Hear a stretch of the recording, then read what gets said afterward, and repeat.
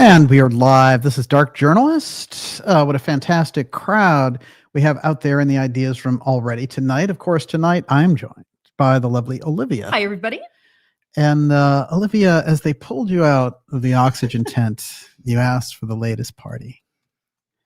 Young girls, they call them the Diamond Dogs. This is a 20, no, not 20, I guess it's much longer than that. 51st, isn't it? 51st anniversary of the Diamond Dogs album, but it's on the 29th. It was yesterday that they released Diamond Dogs, the classic album. And that thing, you know, intergenerationally has inspired many, many, many. And it's quite extraordinary artwork here. This is actually the main cover, but there are interesting variations on this cover from the ever cosmic Mr. Bowie. But here we have Bowie as a full-fledged automaton. And all kinds of strange things are happening there. But this great concept about a futuristic New York City where these gangs ruled and the strange high-tech thing had blown out the society. It's quite ahead of its time. And it's interesting, if you go back into that history, you're going to find out that Bowie was trying to stage a 1984 musical with Big Brother and everything else. And he had written all the music for it, and he went to Orwell's widow, and she said, "I'm not having some glam rocker do this. No way." And so he was like, "Forget it. I'll do it. I'll do it myself, and I'll call it Diamond Dogs." And he did. But that is an interesting album, and it's kind of interesting because there's a lot of Big Brother in here tonight with the themes. We have something really heavy for you tonight, which is all about the Golden Dome Star Wars SDI defense system. This is an extraordinary breakaway X-Tech UFO defense grid that's being put into place, $200 billion worth, by Senor Trump himself. And Trump has great ideas about this. Of course, he was in on the original, and so was his uncle. So I'm going to get into that tonight. Little known facts about our 45th and 47th president, one and the same. And some of the kind of very interesting things he's doing with that executive control of the UFO file versus the Intel aerospace control of it. This gets us right into the very heart of what we do here on the X series. And tonight I have a couple of explosive things for you in relation to this. It's funny because we do this under the shadow of this ongoing declass committee. And I'm going to have a lot to say about that committee tonight as I've gone over the transcripts of the things that they did. Unfortunately, they did another shoddy job in their hearings. It's part 2 now. They're 0 for 2. And what's great is that the UFO hearings got canceled. And you know why? Because Lou and Grush and Mellon all got sick. Oh, they were sick. But they were all in different states. And then, this starts to float around a little bit and people didn't buy it. And so finally, Lou's lawyer, who loves to go around on Twitter, X, threatening everybody, don't talk about him, even though he's lying his head off. He goes around and he says, no, Lou wasn't sick at all. He was at the McMinnville, Oregon UFO festival dancing around, with all the things that they do there. And that's a great festival. Unfortunately, Intel spy Lou was there. But so something very strangely crossed wires in relation to that. So no UAP, no UFO hearings from Luna, even though she had this big schedule about what she was declassifying. And my guess is that Mellon and Grush teamed up and figured out that Lou and his strange faux pas about the fake UFO photo would make everybody look bad. So everybody just pretended to be sick and reschedule it. And that's no way to carry on a hearing. So she shouldn't be dealing with all those Intel people. What I did was I put together a response video to this. And it's interesting because I put it out the day, I'm going to think now, it was the day of the hearings itself. So it was the CIA declass takeover. This is the video. And what's interesting is as soon as it came out, YouTube unlisted it for 3 days, which was a remarkable thing. So people had a problem, unless they were on the subscriber list, they had a problem even getting to it. Well, it's back up there now. And everything is in here hardcore, including the things that the declass committee should be going into like the X-15 and some of the deeper things around NASA and the space program when they're dealing with the JFK side, if they want to get into the real roots. And as I've said, the JFK investigation that they're doing there to declassify records, it's just like what they have the UFO UAP hearings. In fact, what I'm telling them from my perspective is those are the same topic, and that's how you can really get to some groundbreaking stuff. And it was, in fact, President Kennedy's birthday yesterday. And it's an extraordinary thing. Of course, he was born in 1917 when America entered World War I, and he became the youngest elected president in 1960, winning the election against a heavily favored Richard Nixon. So that kind of echo of Kennedy's life going through so many of these topics reverberates, including the fact that the big split in the government that occurred where this deeper system had to kind of show itself in order to do this. And we're still dealing with many of the fragments here in the aftermath of all that. But what I'm going to show tonight is that this idea of a Star Wars, of a missile defense system that can protect us from space, which actually is dual purpose, goes all the way back to the Eisenhower era. And if you don't believe me, the good old New York Times is going to tell you that if you go back to 1986. And it's a very interesting and unusual thing that they reported on back in that era. There's a lot of moves, bobs and weaves going on with this Golden Dome. And this is Star Wars 2, SDI 2, and we're going to get deep into it tonight. That is the UFO defense grid. And make no mistake that this is what all the fuss is about. And Trump is on for the fight of his life with China and Russia saying, hell no, we won't glow. You can't have this Golden Dome. No, no, no. Well. Did you just make that up? I know, we can make a slogan with that. All right, but we have a ton of that to get into tonight. And of course, I want to mention to you before we get started here in earnest that we're going to take questions in the second half of tonight's program. We'll go a couple hours with you here tonight in the special X Series episode 198, Breakaway X-Tech UFO Golden Dome Defense Grid, Pearl Harbor in Space. All those titles are good. You choose one. But before I go any further, Miss Olivia, what do you got? Nena says, hello all. Something just feels so right with the world when we are here chatting and watching. Well, that's great. Nena, are you in Australia? I was just curious about that. It's very interesting because I've been getting a lot of comments from people in Australia who tell me they watch it in the morning. And so when we go live here, 8 o'clock around there, Eastern, from Boston, Cambridge actually, that they're picking it up in the morning the next day, which I get a kick out of. And we have a very robust following down there in Australia. And I'll tell you, I would love to visit because I've always heard really, really great things about, and I have a number of friends and acquaintances who live there. I'm going to give you a little preview of this episode before we start, and then I'm going to start with this D-Class committee because some interesting things came out on May 20th in relation to the lack of the transparency around the George Ioannidis file. Now, it's very interesting because I want to point out about Ioannidis that he's at the heart of a number of deep state shenanigans, and he is a CIA official that no one even knew existed until 2005, revealed by a Washington Post reporter.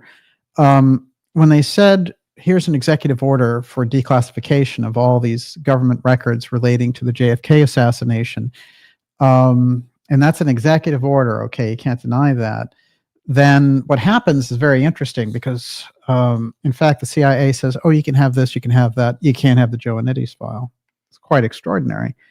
Now, Luna, in her committee, she mentions this. She mentions, well, they didn't give us the Ioannidis file. Let me tell you, the Ioannidis file is the file because he mastered the psychological operation of Oswald.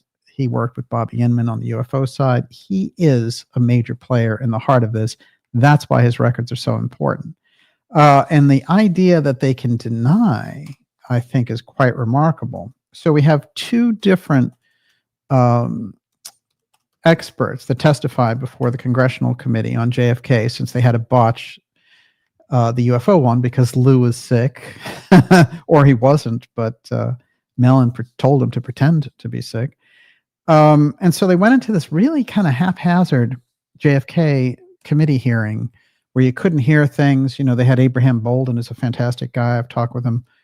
And he's the first Black Secret Service agent. And he knew there were a lot of shenanigans going on there in Dealey Plaza at the time.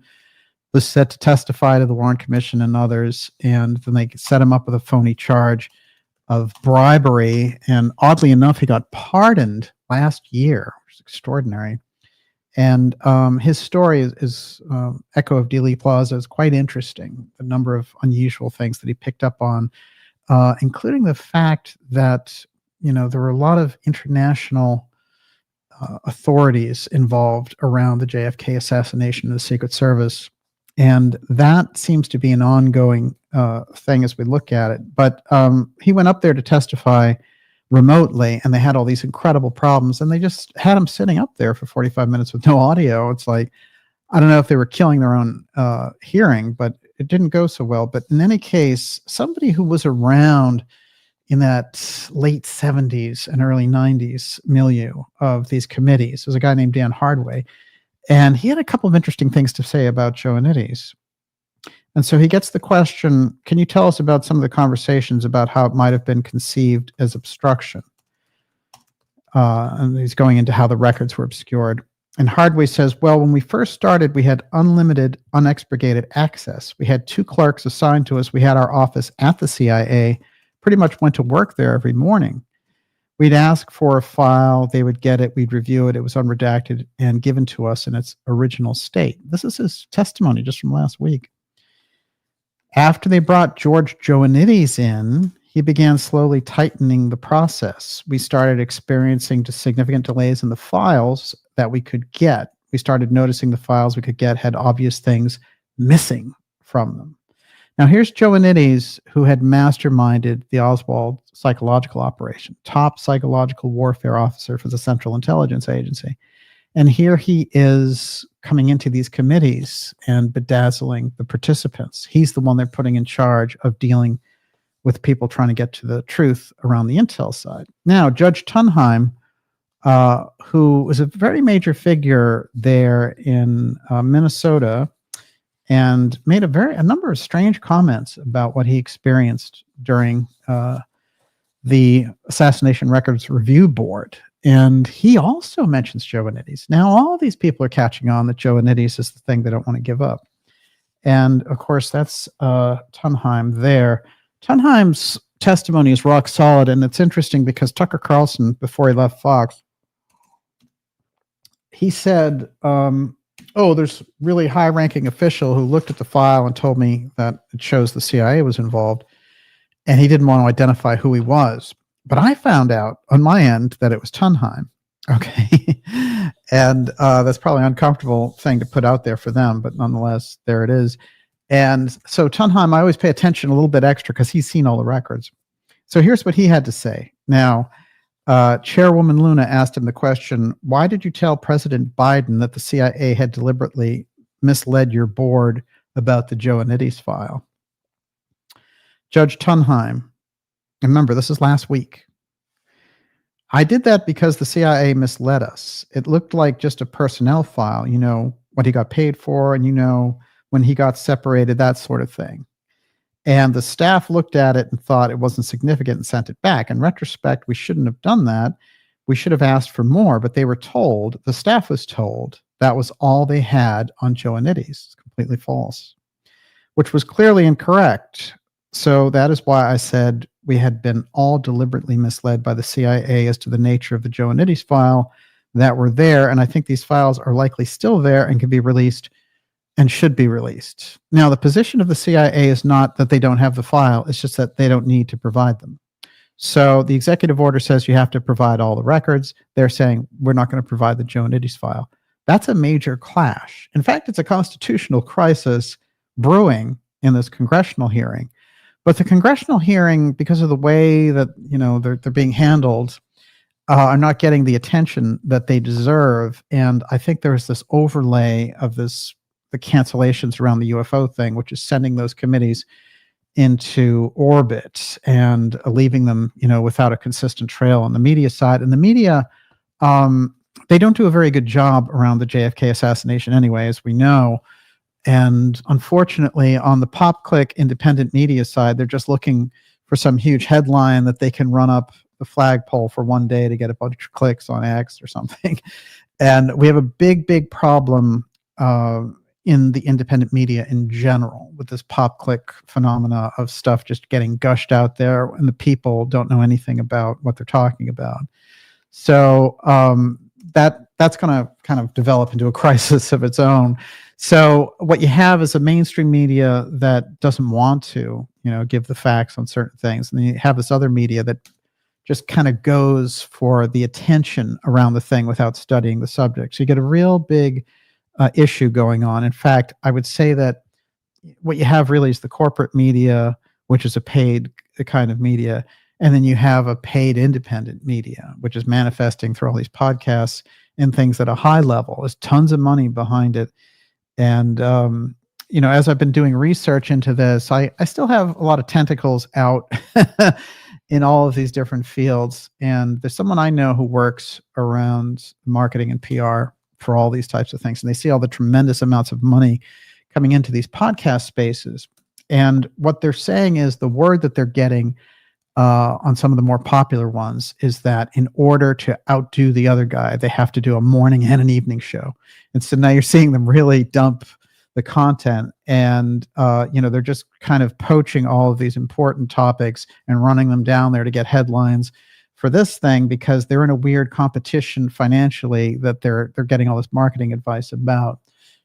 So you get these business news shows, and it's all suddenly they open up and they say, well, look, guys, we're going to do the Bigfoot in the Underground show today. Yeah.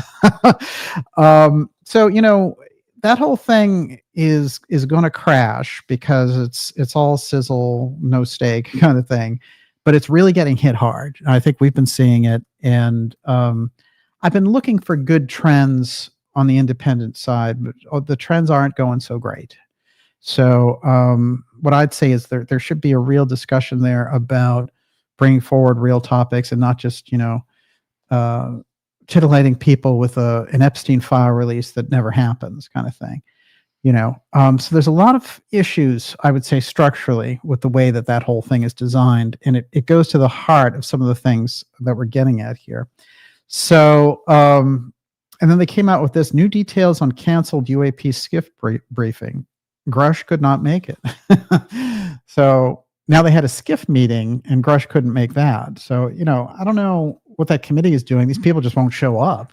So it's possible that the people like Mellon and Elizondo, when they infiltrated these committees, that they got in there and they just figured out, we can't dominate them normally. What we'll have to do is just slow the wheels down and, give them scheduling difficulties and screw things up for them. Basically, that's what I see happening. Unfortunately, what you see there with Representative Burleson and Representative Luna, who are very prominent in the task force committee, is they're completely being roiled in this process by Elizondo and Mellon, who have completely taken the ball, control all the whistleblowers, and now are controlling the dates by canceling constantly.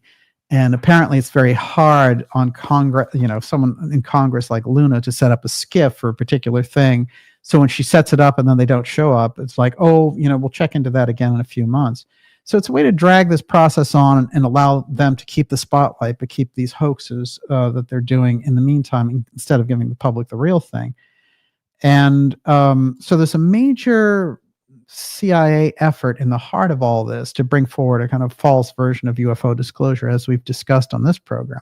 Tonight it gets very interesting, because I'm going to crisscross all the things that are happening here in these committees, which I think the committees could be important if they weren't being so manipulated.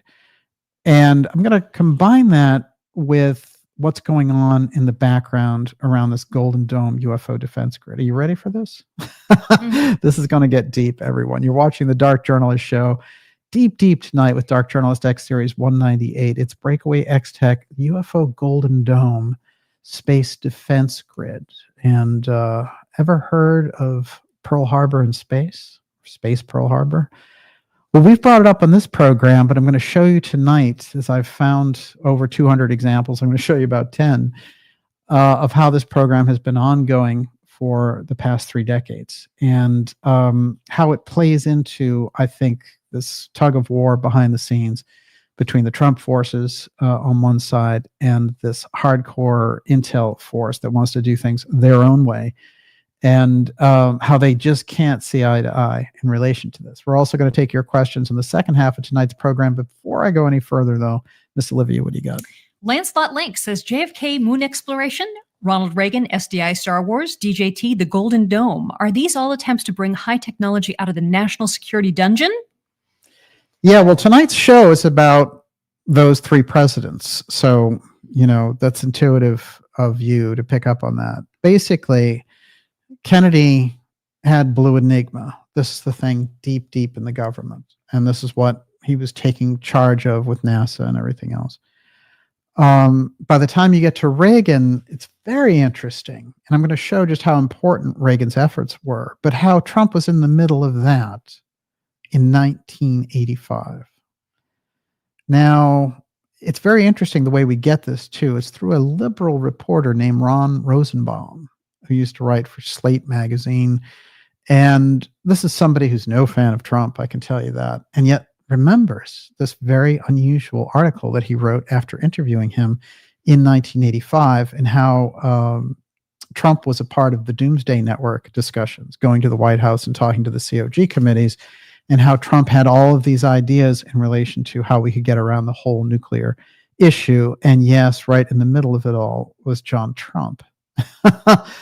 And, John Trump passes away right there in 85. So it's a very unusual timeline that, just as we have Trump musing later about his MIT uncle, and we all know that Uncle John went and opened up the Tesla files and came out of the UFO file through Vannevar Bush. It's interesting because here is Trump again in this article as a real estate developer musing to this guy about Uncle John. Quite fascinating indeed. The article has many secrets, I think, and we're going to kick off into that. I have a few more things to add on this declass committee as well, because right now they're in disarray. They've had the 2 JFK meetings, which have gone off the rails. At least the first one had Oliver Stone. So we had something going on there. But Stone had problems hearing. They had audio issues and all the rest of it. And so here's what the declass, I want to really get this fixed in people's minds so we understand what's going on here. The declass committee is headed up by Florida Representative Anna Paulina Luna. Anna Paulina Luna.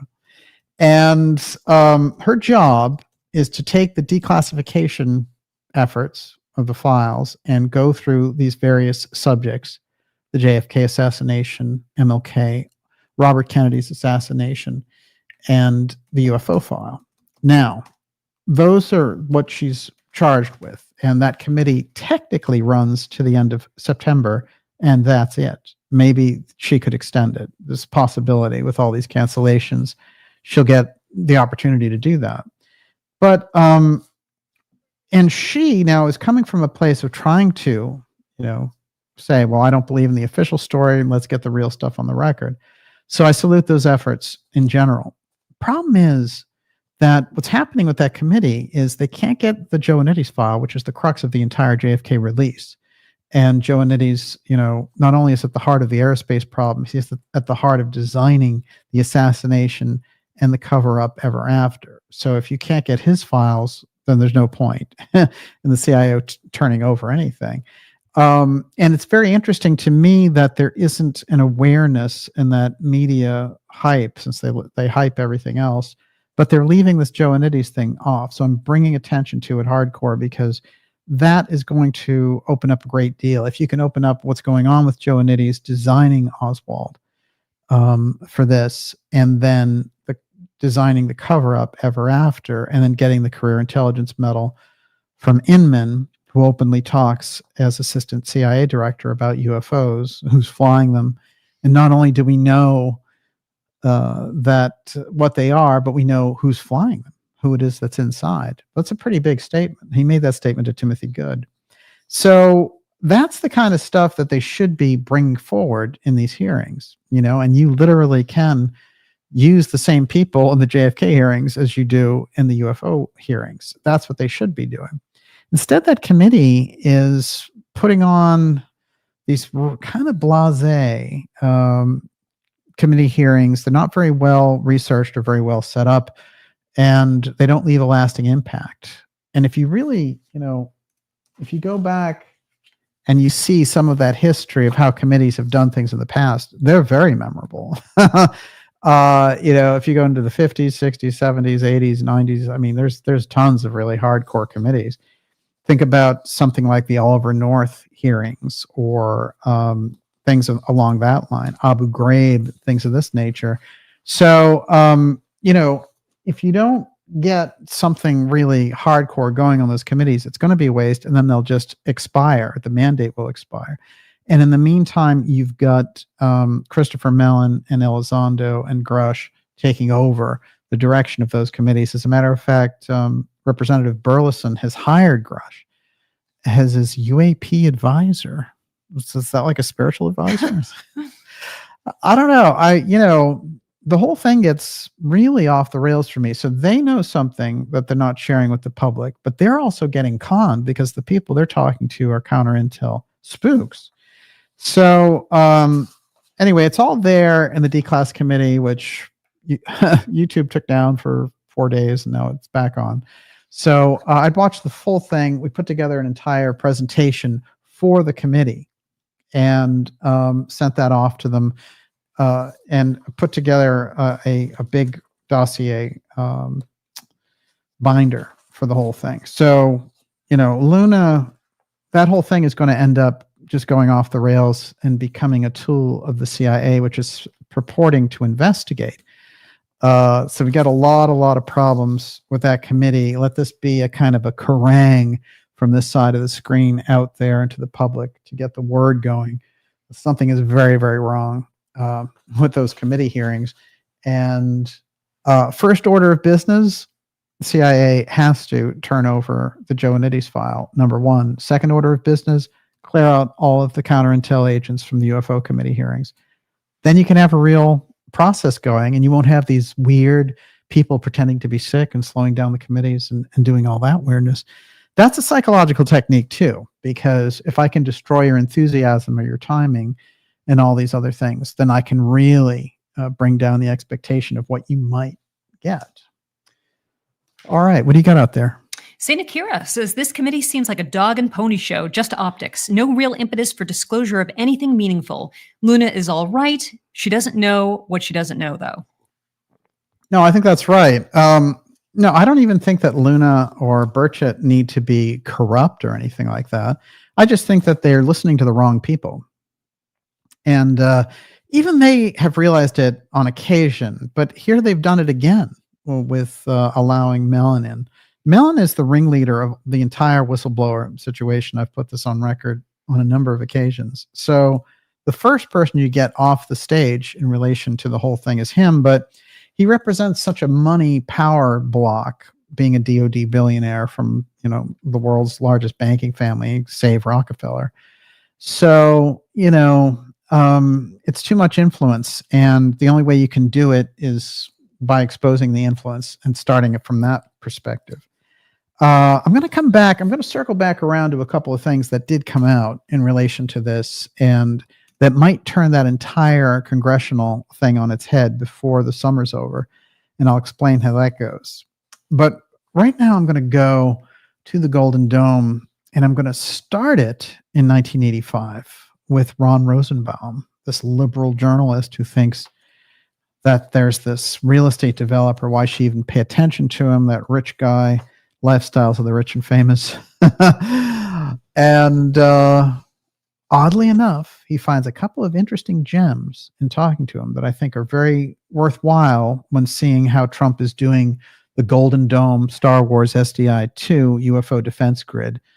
And by the way, this is getting underway, and Lockheed is the number one folks that are involved. Of course, SpaceX is going to be in there along with Anduril. And Anduril is another one that we need to talk about because, there's a lot of shenanigans there, and a lot of the shenanigans in relation to all the drone activity of December really go right to the doorstep of companies like Anduril. All right, let's go back in time. Trump's nuclear experience. Ron Rosenbaum. In 1987, he set out to solve the world's biggest problem. Conversation takes place in 85, but 87, I guess, is when he wants to peg that. And that is Trump with his first wife. And this guy really was in the mood to take him down, and they were going to meet at the 21 in New York. And he was going to do this kind of hit piece article on him. He was thinking, oh, I'll just, I'll talk to this guy's inflated ego. And boy, when I'm done, the readers are going to love this. It has largely been forgotten, this is Rosenbaum's article, that Trump is not new to nuclear matters. Now, he's writing here, this is a recent article, but he goes back, and I'm going to quote from the original 80s article. He's been thinking about it and how he'd handled nuclear weapons and nuclear proliferation for more than a quarter of a century, at least since 1985, when he claimed to me that he was dealing at a very high level with people in the White House, Reagan's White House, on the question of doomsday. Now, the Doomsday Network is the COG network, and they did pull in tons of people who were not in the government. They've done that from the very beginning. The president of CBS News famously was part of Eisenhower's COG group.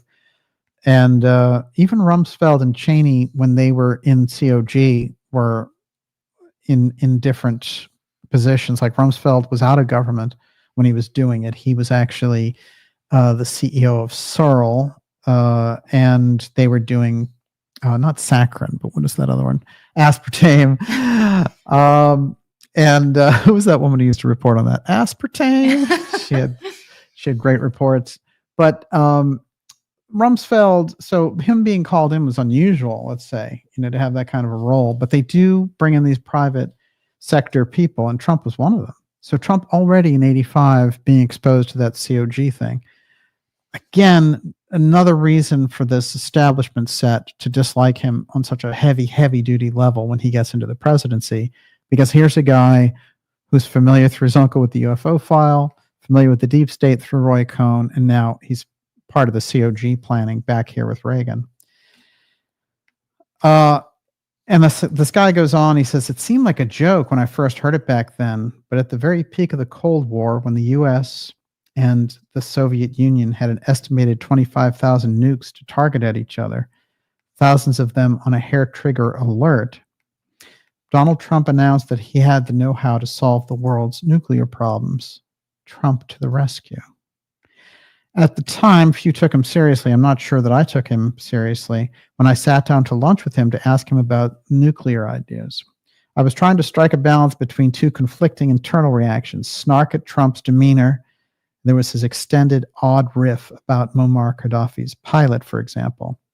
A key source, according to Trump, there was an implication that we needed to bomb the French to stop them from supplying the Libyans. This is a little distraction section here where basically we find out that Trump has his own intel network that's tracking Gaddafi and stuff along this line, which is also kind of interesting. But here's something that stood out for me.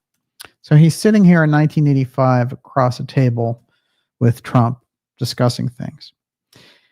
And this guy is writing in his article from then, I won't be able to make the sarcastic remarks about nuclear war being bad for real estate values, about the danger of landlords acquiring neutron bombs as a way of dealing with stubborn tenants.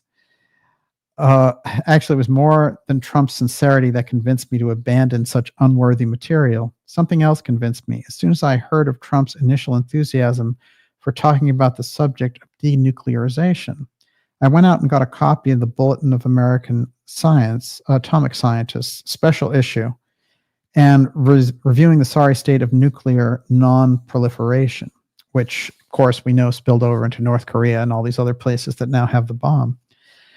And so he goes into this whole thing about all of these different officials who are not trying to tame nuclear weapons. And he's talking about Weinberger and people of that era, the Reagan-Bush era, the real hardcore neocons that were inside. And so he starts to see that Trump is being sort of sensible about this. And so this weird liberal journalist is like, I'm going to talk to this guy and go even deeper. And so he goes on with this article. Now, this is key. Perhaps someday history will look back with similar regret at the Trump plan for halting nuclear weapons spread, another lost opportunity.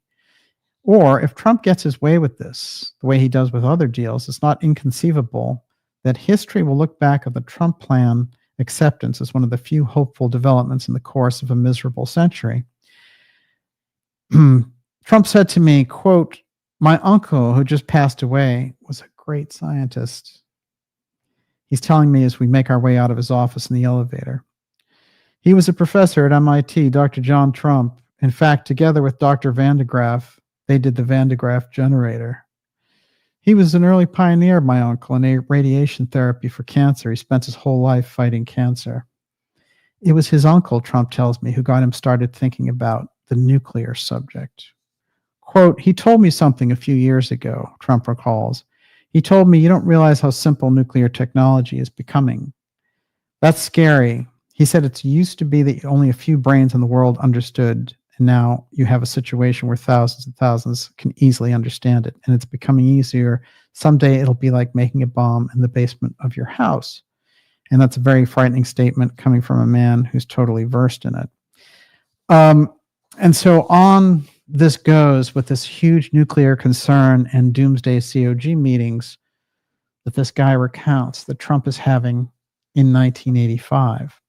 We're going to fast forward 40 years to 2025 with Trump as the sitting president and see how the concern of Uncle John and this strange COG piece stayed with Trump, and how the Golden Dome is coming out of this entire process, but how it actually goes all the way back to President Eisenhower, oddly enough. And I think some of the things in here are remarkable, because instead of thinking of it as Trump, in a kind of a war hawk stance, this is somebody who's studied the subject here and looking at it. And there's some hidden factor involved with why they want to get this thing going. Trump says U.S. will put weapons in space as part of Golden Dome plan.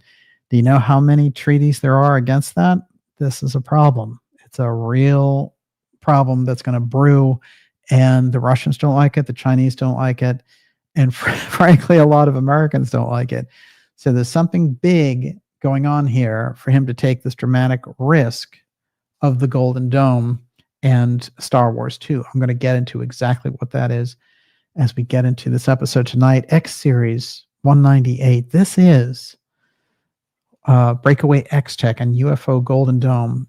The Breakaway X-Tech comes right into the heart of this, and it's very important for us to get a handle on it, especially with the bastardization of a lot of my work and other people's work by the pop-click environment. So I'm going to give you what the real deal is in relation to this. So when we talk about things like X-Tech, Breakaway, and all this other pieces of it, I'm going to give you the solid background of what those things are, what they mean.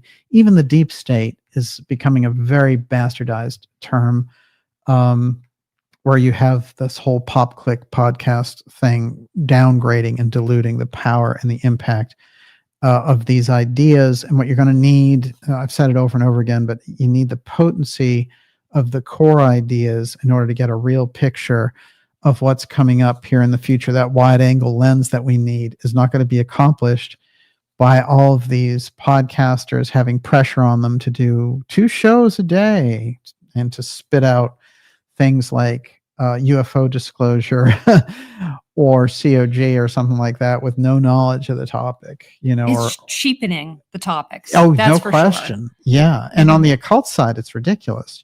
They just want people to click, oh, was there an Epstein orgy thing? There's a you have to look at it and really see that it's kind of like television programming, though. They're just trying to figure out how to get people sucked in. And that's one kind of a thing you can do. That's kind of an entertainment milieu. And there's a whole talent to doing that. There's no question. But when it comes to this kind of information, it's extremely problematic because people get a bastardized version of the whole thing. And it doesn't have any of the heft of the topic. So that by the time the kind of, emergency situation hits, nobody, they've all been kind of it's the boy who cried wolf type thing, because the entire subjects have been cheapened. Although it's interesting, I would say it's on excess right now, which is why I'm pointing it out. I would say 2025 could go either way.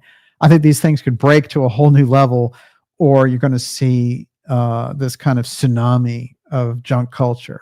And so, you know, we're right on the precipice of it.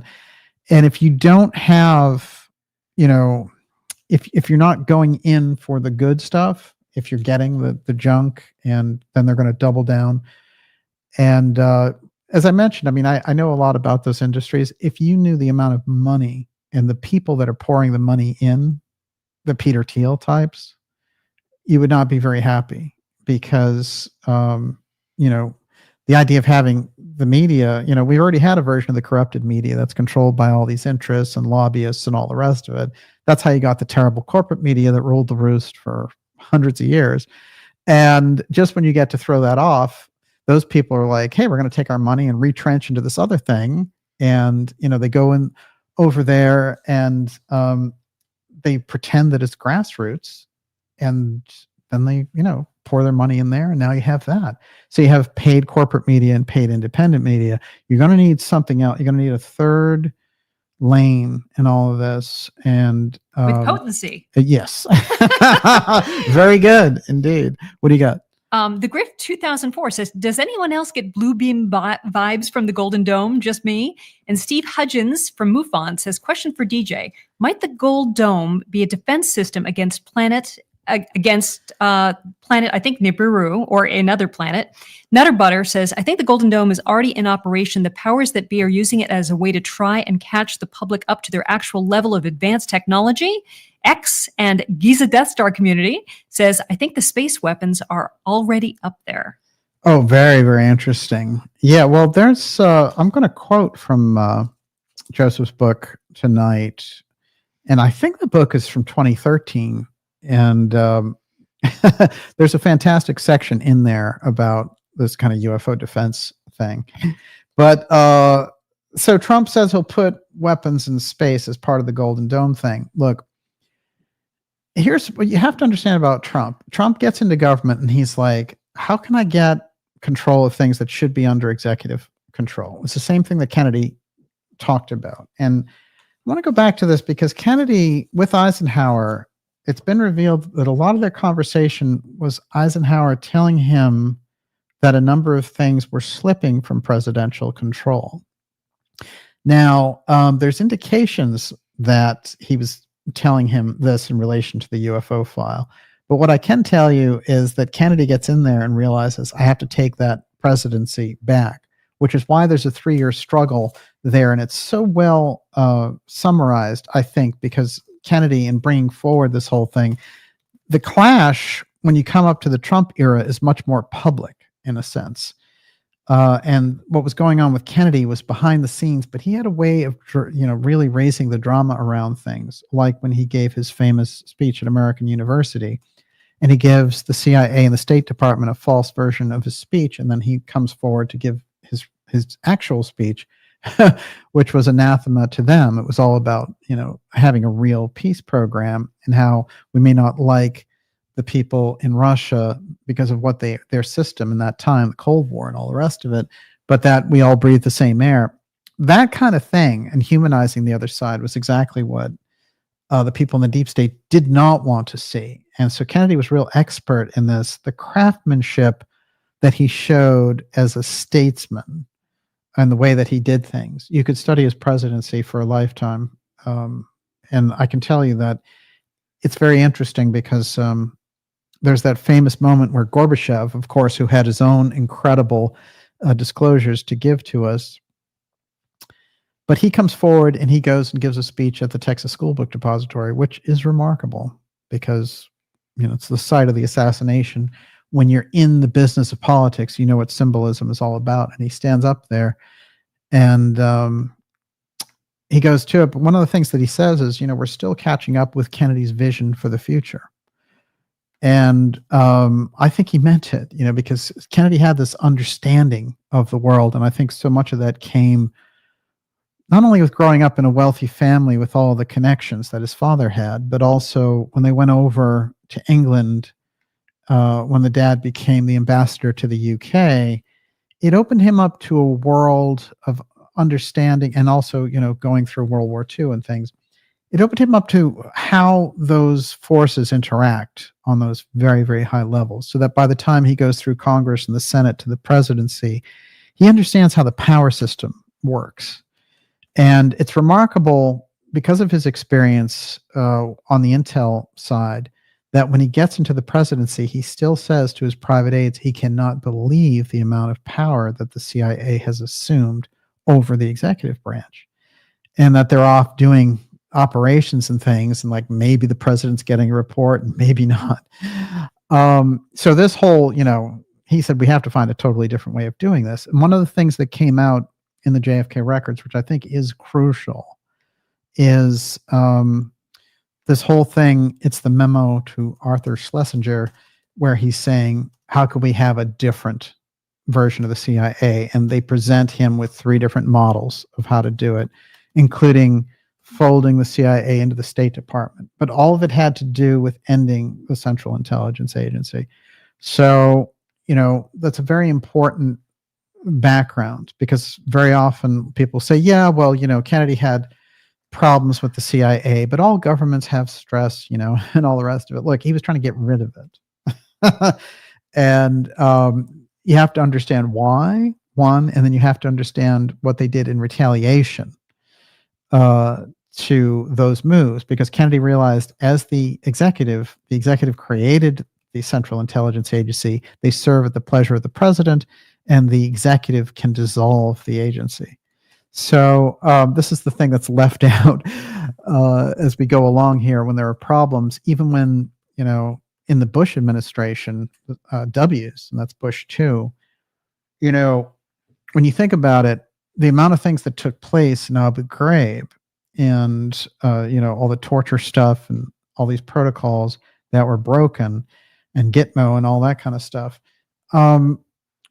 even there, and even with those groups and that period of time, and the things that were going on in relation to, congressional oversight and all the rest, they still could not get that group into line.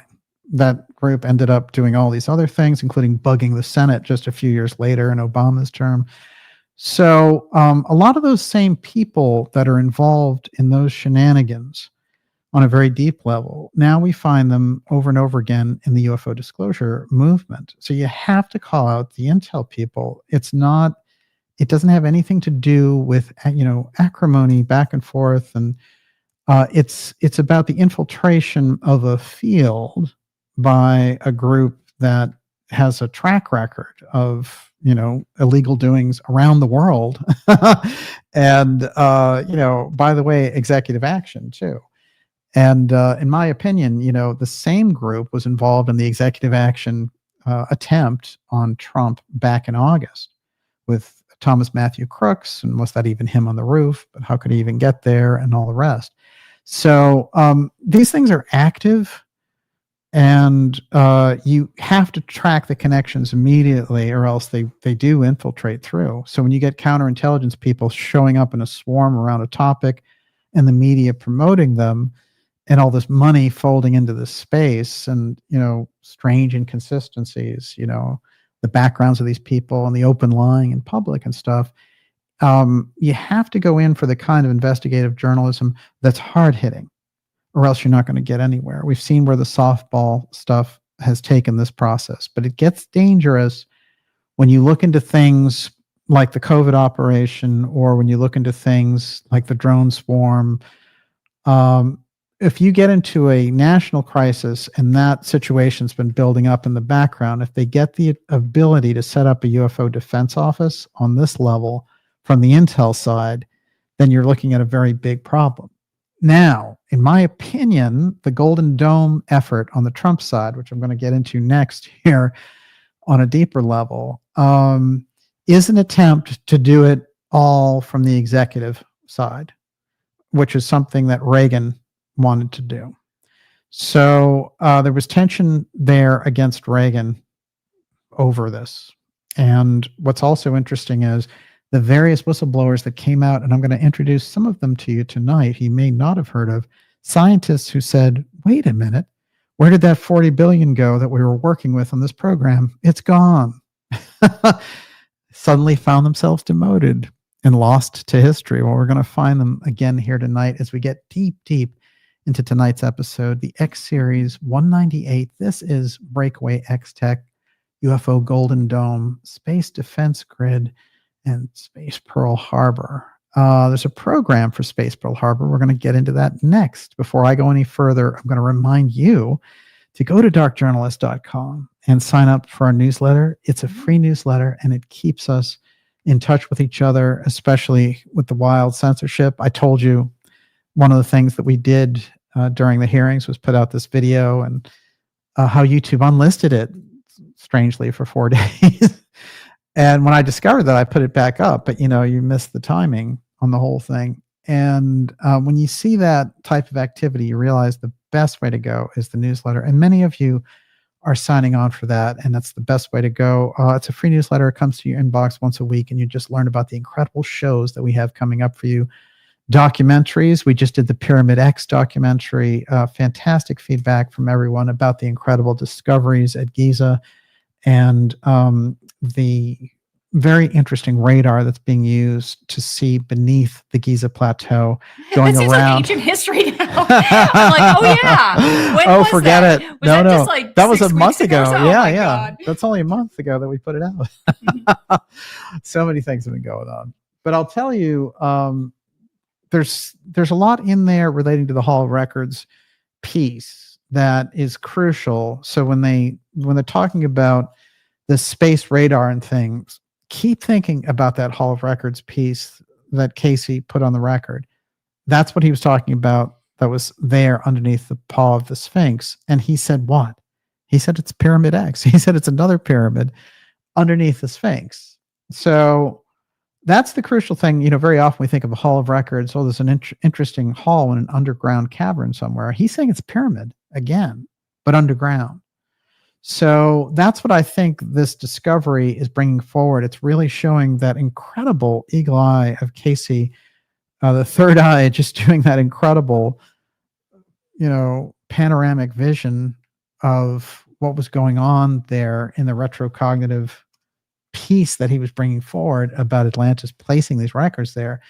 And now the science part is bringing it forward. What's interesting about that, and I know there will be controversy about it until it's actually found, but the space radar piece, synthetic radar that they were using, this is very interesting because one of the crucial aspects that they were using in relation to this goes around all those officials like Zahi Hawass and all the people who've controlled the plateau for so many years and thrown off the good researchers or delayed them or made it hard for them to get a permit or whatever, while National Geographic was feeding them millions of dollars and this incredible corrupt system.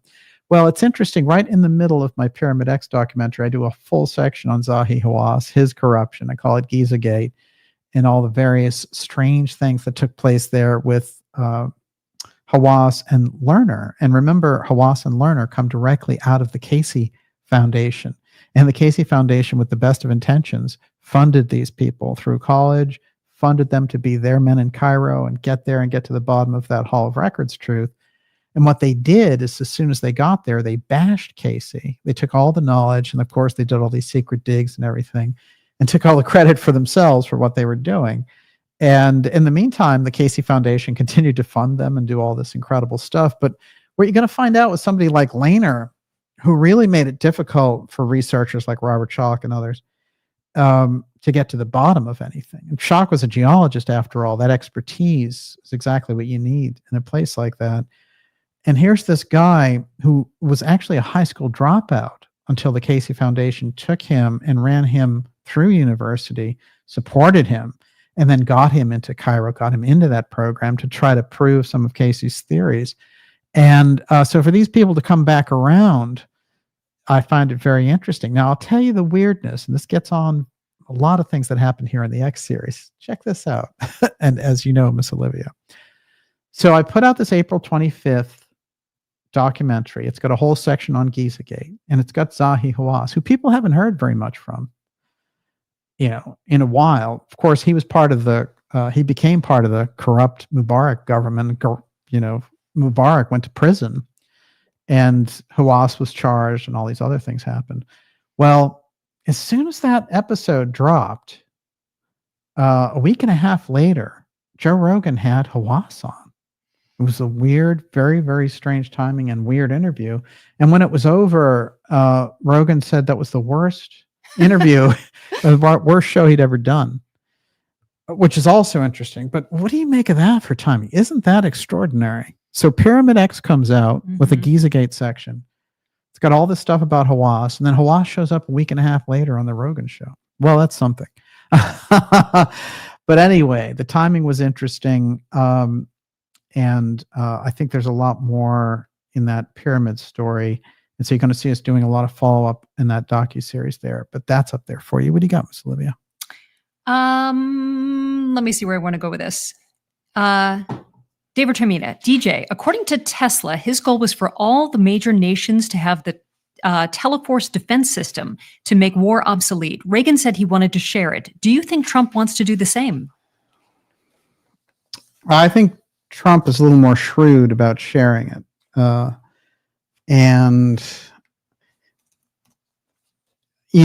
Reagan's idea was kind of impractical about saying, hey, you can have the shield too.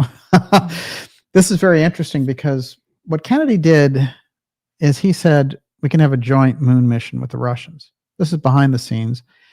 And then I found a UN speech that Kennedy gave in the late September of 1963, before his assassination. And at the very tail end of his speech about space, he goes into the joint moon mission. So it's on record, not only with the Kennedy Library, with Sergei Khrushchev, and on the Dark Journalist show, it's on record at the UN. You don't hear much about that speech, but he said, we shouldn't duplicate our efforts, and this is a greater move towards peace. We can make a joint space program, joint moon mission. Well, that kind of gets rid of so much of the Cold War. And I think there were big problems in any case. And it's interesting because when I was looking into details about the reaction to that at the time, one of the main honchos who was pulling the strings of NASA in that period, and people in Congress, said, if it becomes a joint moon mission, we're pulling all the funding from NASA. So there were weird indications there even before you get to the UFO file. And the UFO file is going to be, the ultimate thing. But the cover there, the wall where they're saying we're not going to share our space program with the Russians, no way. And Kennedy is adamant that he needs collaboration efforts on behalf of the superpowers to avoid a nuclear confrontation, which he becomes aware. And, it's interesting. If you go into the dialogue of his original meeting with Khrushchev, it's fascinating because when he comes out, he's talking to an aide and he says, you couldn't believe it. As I was talking to the premier there, I said, in 10 minutes, a nuclear exchange could kill 70 million people. And he said, so? He said, this is the kind of people that we're dealing with. And it's also interesting to note that people who were there at the summit said that Khrushchev was berating him and swearing at him, which is a big no-no in diplomatic circles. And that Kennedy did this very interesting thing, which he was very zen about it. He didn't respond. He didn't take the bait. He didn't walk out. He didn't do any of those things.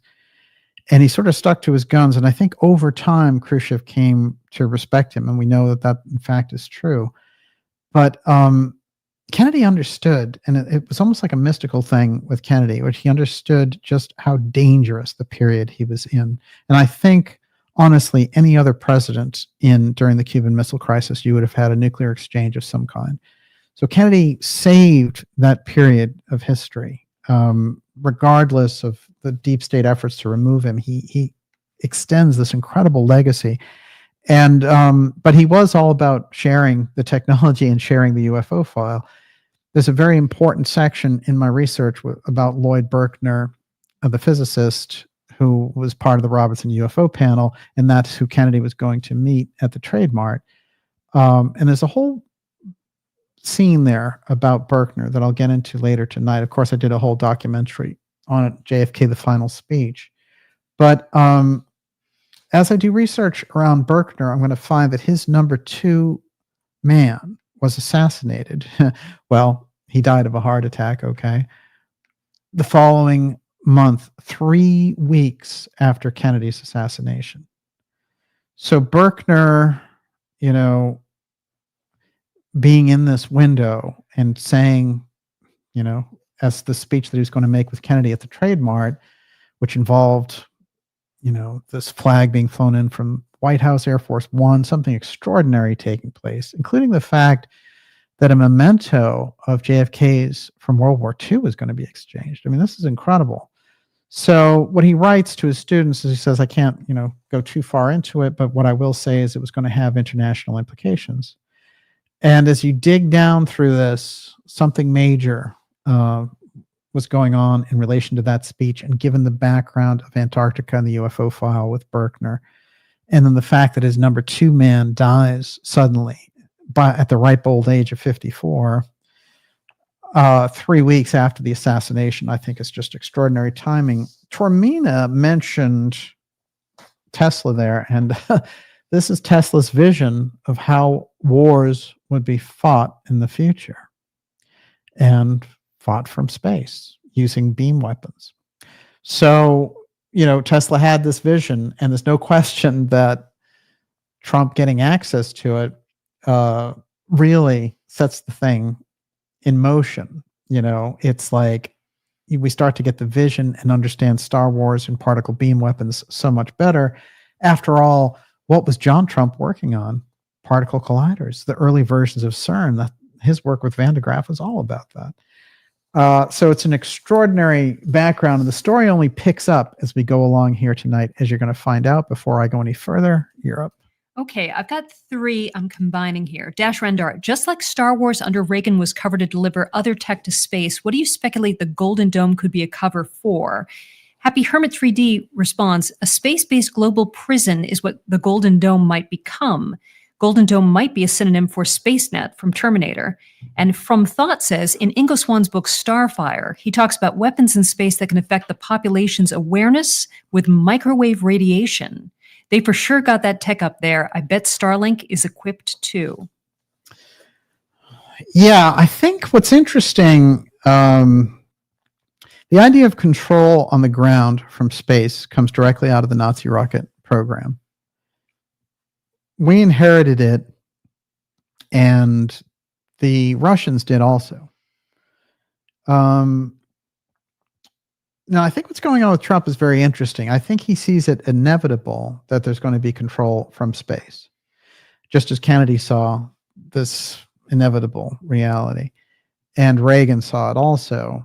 And I think that those 3 pivotal figures are part of a connecting chain of trying to find a reasonable alternative to this kind of Pearl Harbor in space, which militarizes the whole thing.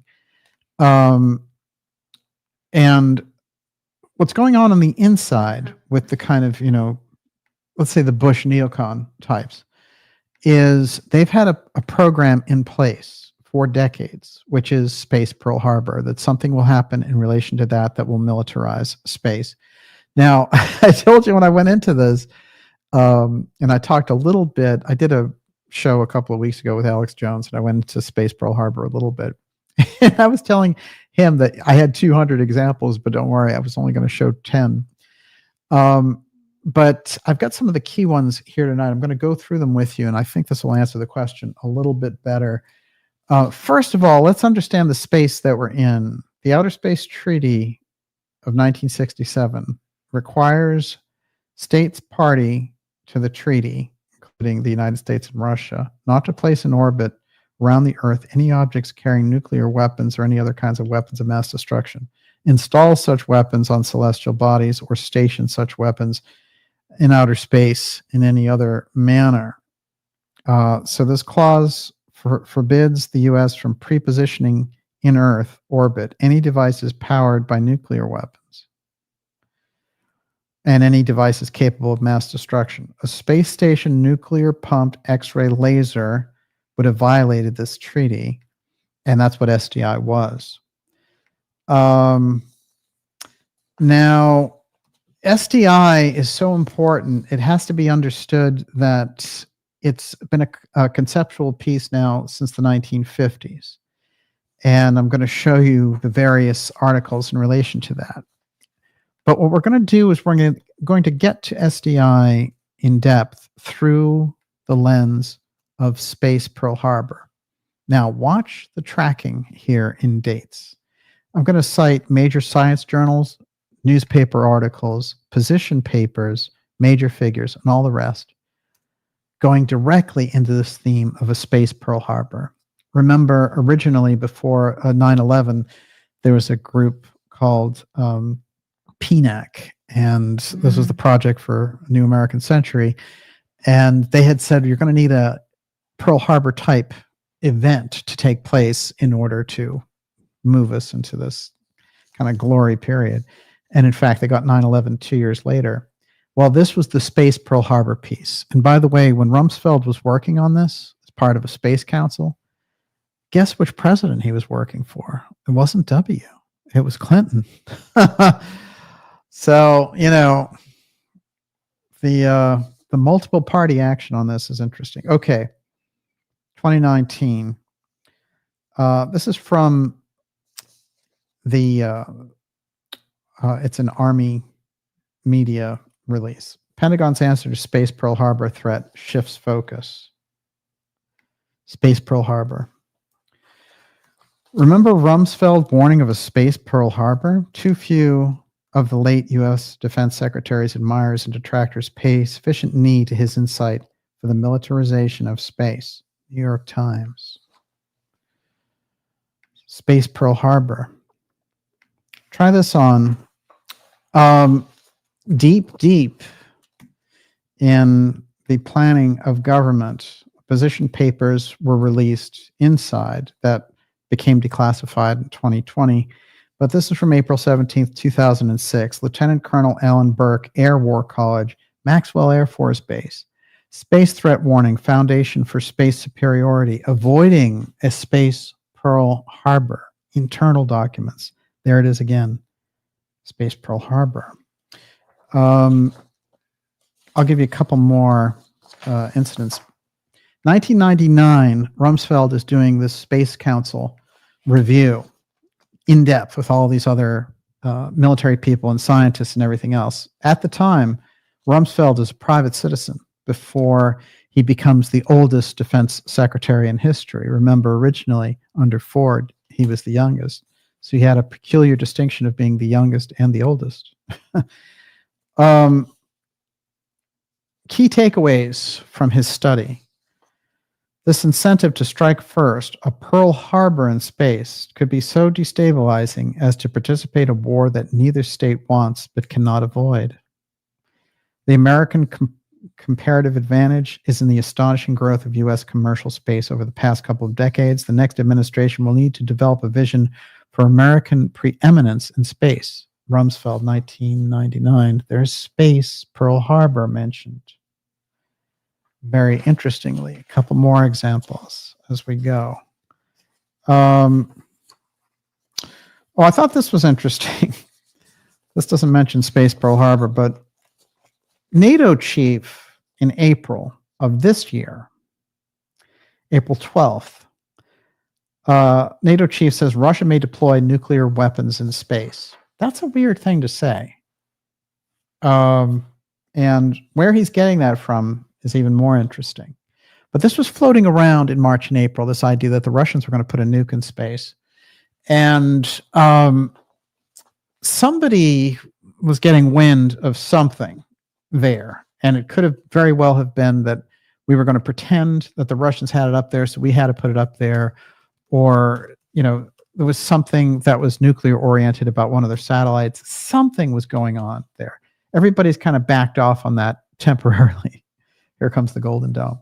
All right. March 28th, 2025, Gatestone Institute International Policy Council.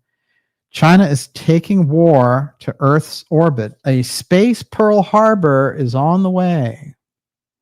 Now remember, Pearl Harbor is a sneak attack by the Japanese on the American military, on our Navy in Hawaii.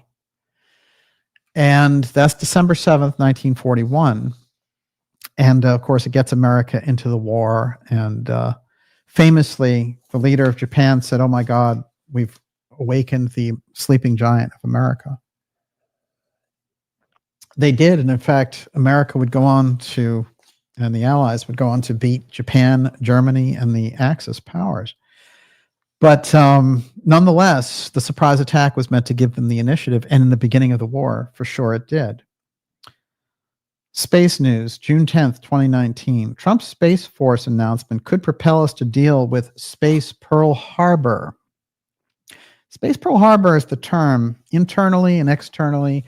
If you're looking at the position papers all the way back to 1999, it may go further back, but I found it from 1999 till last week. So you've got 26 years of it. Space Pearl Harbor is certainly the program. And you can see why so much of the development in space goes black, because if you start, having manned missions to the moon in 1972 and you don't extend, get into the details on this, you don't explain it to the public, what is it that's going on there in relation to all this? What is it that's taken place where you can have a program that over 52 years and now 53 years has done nothing about returning people back in a manned mission? And they talk about, of course, Artemis, this mission that's going to include women going back to the moon and all the rest of it. They still haven't done that, by the way, even though it was supposed to be done at the end of last year under Biden. And finally, space news, deterring a looming space Pearl Harbor through better public discourse. There we are. I have so many different versions of this. I'm going to read something that comes directly out of the Rumsfeld Commission report. Back in 2001, the Rumsfeld Commission issued a prescient warning whether the U.S. will be wise enough to act responsibly and soon enough to reduce U.S. space vulnerability, or whether, as in the past, a disabling attack against the country and its people, a space Pearl Harbor, will be the only event able to galvanize the nation and cause the U.S. government to act. Now that such an attack could turn the free world into a hellscape under the thumb of an authoritarian regime in a few years, how well has the Pentagon assured the U.S. public, as well as the international public, that the U.S. will have the capability and time to deter and defend against this fateful assault? Vice Chief of Space Operations, General Thompson. And on they go with it. But the Rumsfeld Commission report was a big thing in its period, especially passed around internally in 2001 before he took the oath of office and was selected to be Defense Secretary under Bush. He completed this. Rumsfeld Commission warns against Space Pearl Harbor, warning that the United States could face a Space Pearl Harbor Defense Secretary designate, Donald Rumsfeld, and a commission he formerly headed, unveiled a report Thursday advocating tighter security for American space systems. So Space Pearl Harbor, what would happen if there was an attack from space in relation to this? Now, I've tracked something that I believe internally they call the Sky Event, but it is this idea of a UFO threat triggering emergency powers to launch us into this continuity of government phase. All of their position papers on the inside are all about preparing for this kind of attack that takes place. And it's interesting to note that, of course, before 9/11, they had position papers out there like, that they were trading internally that said something along the lines of, let's say Osama bin Laden flies planes into the World Trade Center. So they have an incredibly prescient sense behind these things, and they game them out many, many times in advance, of course. So this is the nature of what we're talking about in relation to all this. And I think one of the tough things on the public side is to be able to sift through it, especially, when you're getting corporate media, which is all divisive stuff, Trump's Hitler, or on the conservative side, every liberal is a pink-haired. Or purple or green. And right, you shouldn't have anything against pink hair, I guess. So, it's these exaggerations of these things, every liberal's a Karen and all the rest. Of course, none of that stuff is true. But this is the milieu of the information that you're getting. And the real tough decisions in terms of the culture and the future moving forward have a lot to do with what's going on in relation to space and the need for something like a Golden Dome. Now, here's the thing. What would a Golden Dome do that we can't already do? And is it, as a questioner suggested, just a revelation of stuff that we already have? Wasn't it one of Trump's assistants who said, we have weapons now that can defy space and time? Well, yeah, we've had them for a while, but they don't usually like to put it out there like that. I think Trump is a little bit different. I think his suggestion is we can put it out there and it helps our leverage. And I think the X-Protect secret types think to themselves, no, you have to protect the secrecy at all costs. So you're not going to talk realistically about the UFO file or the various things we have or the Apotheum effect, any of those things. So when you think about that in the X-Tech, you're looking at a totally different kind of technology that the public's not aware of. And so these suggestions, these hints, just like when Trump has talked about invisibility before, which we certainly have on some level since they've been doing it since the Thomas Townsend Brown era, the ability to cloak things and stealth technology taken to the next level of popping out of this reality and popping into another one. Certainly there are programs that have mastered aspects of that. So we are talking about a totally revolutionary and different kind of technology in relation to all this. We have to keep that in mind as we go into looking deep as to why Trump would be approaching a Star Wars 2 SDI-2 President Reagan redux of the Golden Dome. Remember, the key players on the inside said things like SDI was actually designed as a UFO defense grid. Let's get into that next. Everyone, you're watching the Dark Journalist show deep tonight, indeed. Dark Journalist X Series 198. This is Breakaway X-Tech UFO Golden Dome, and that goes with the Space Defense Grid and Space Pearl Harbor. We're going to take your questions coming up here shortly, I'd say in the next 15 minutes or so. And in the meantime, what do you got over there? Fruit Fighter says, is he saying something like the Golden Dome is like the Tholian web? And Joseph says it was called the Ripple technology. Yeah. And Robert Kime says, methinks Antarctica has its dome, and that scares some people in the know. Oh, yeah. Ripple comes up tonight. Of course, I did with Joseph, we did a two-parter last August now during the heady days of the Trump assassination attempts. And it was all about Lloyd Berkner and that whole connection, and then what possibly in relation to the UFO file, besides the UFO file, the announcement could have been that Berkner and Kennedy were making. And Joseph went back into this Ripple technology, which is that clean, doing the nuclear explosions and having them run clean on the fallout side, which would change the entire picture of, if you could commit that kind of devastation without any fallout, boy, that's some kind of a jump in society. I'll tell you an interesting thing that I've discovered in relation to all that. Well, how much of this can I actually put out at this point? I got to think about this. Well, probably coming up here, we'll do an episode with Joseph. We have something coming up, and we'll go into it there because I have something very interesting along that line. But I will say that there was a national security figure who passed away in February, who I was in communication with, and he had served as a national security position during the Kennedy administration.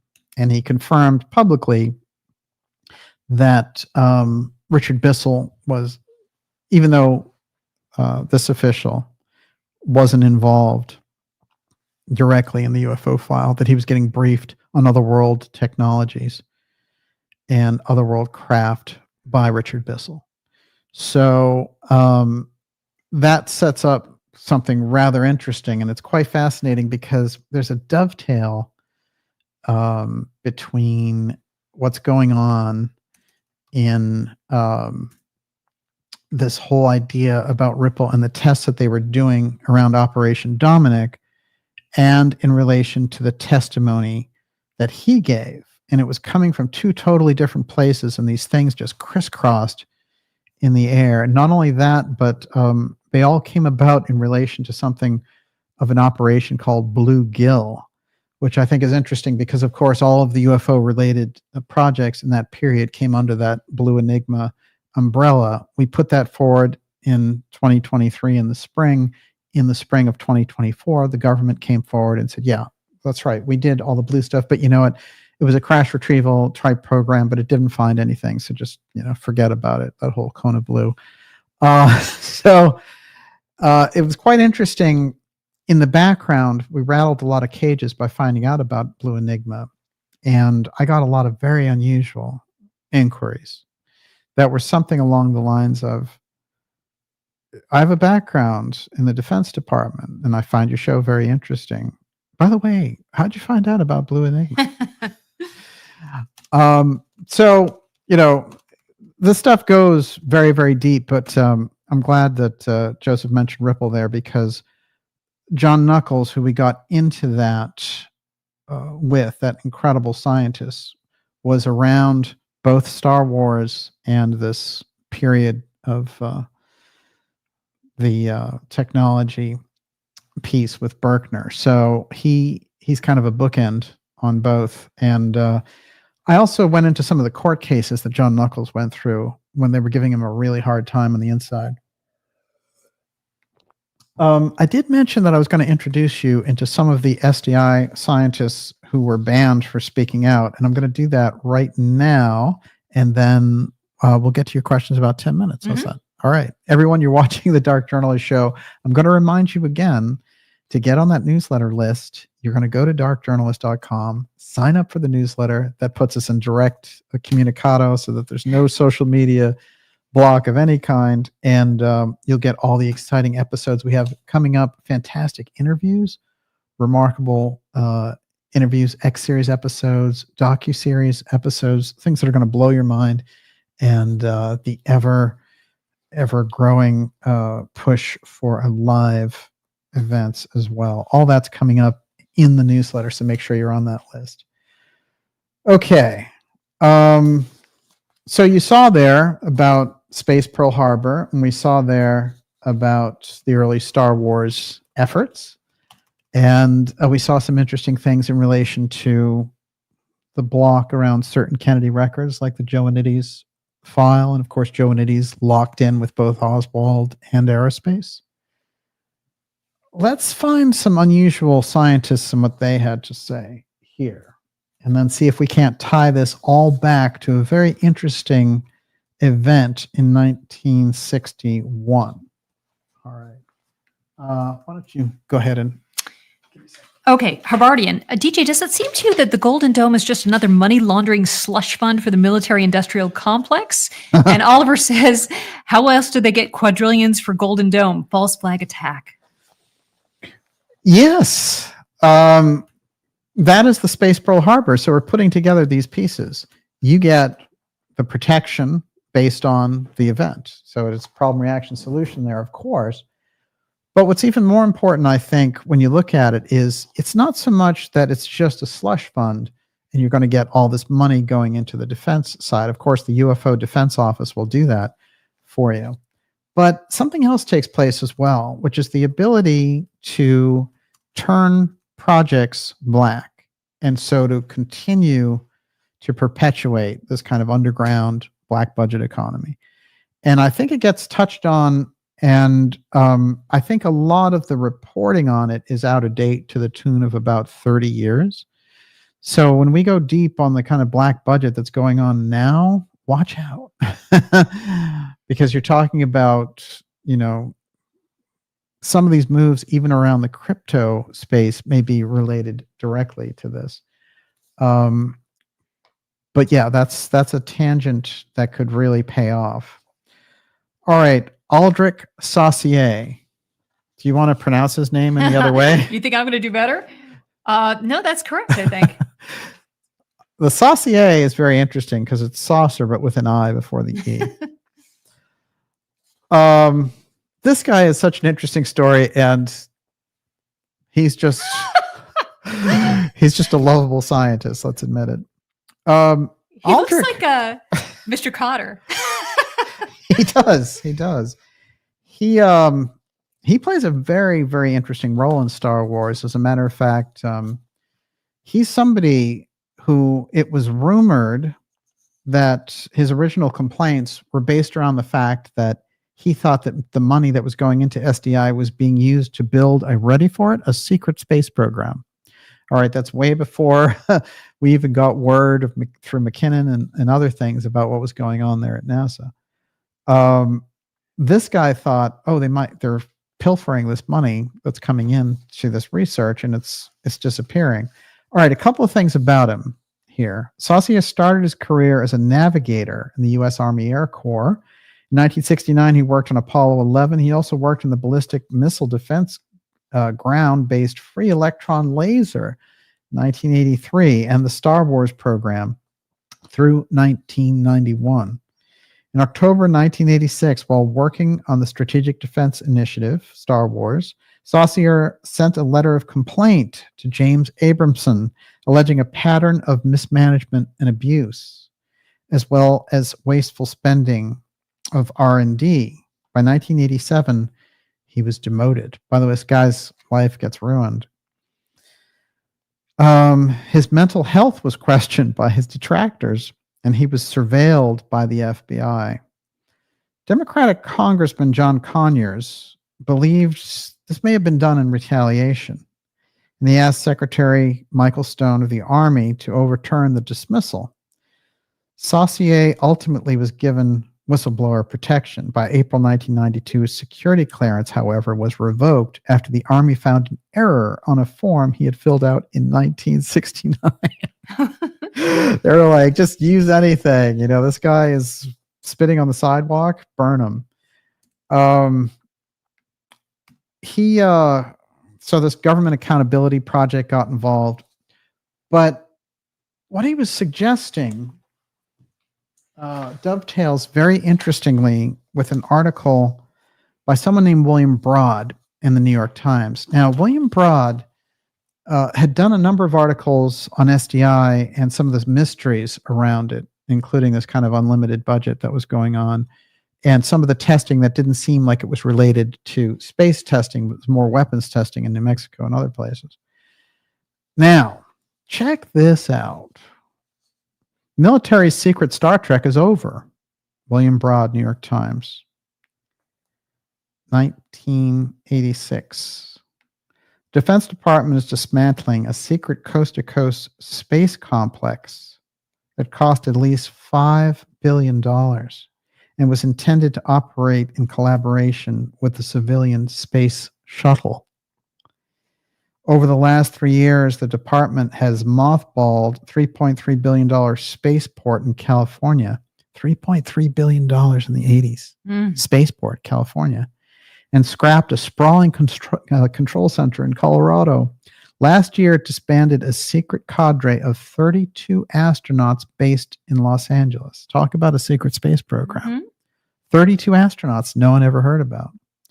That squadron was disbanded June 3rd. This will be the first time the secretive group, which had 134 military officers and experts at its peak, has had no role in lofting a military payload on the shuttle.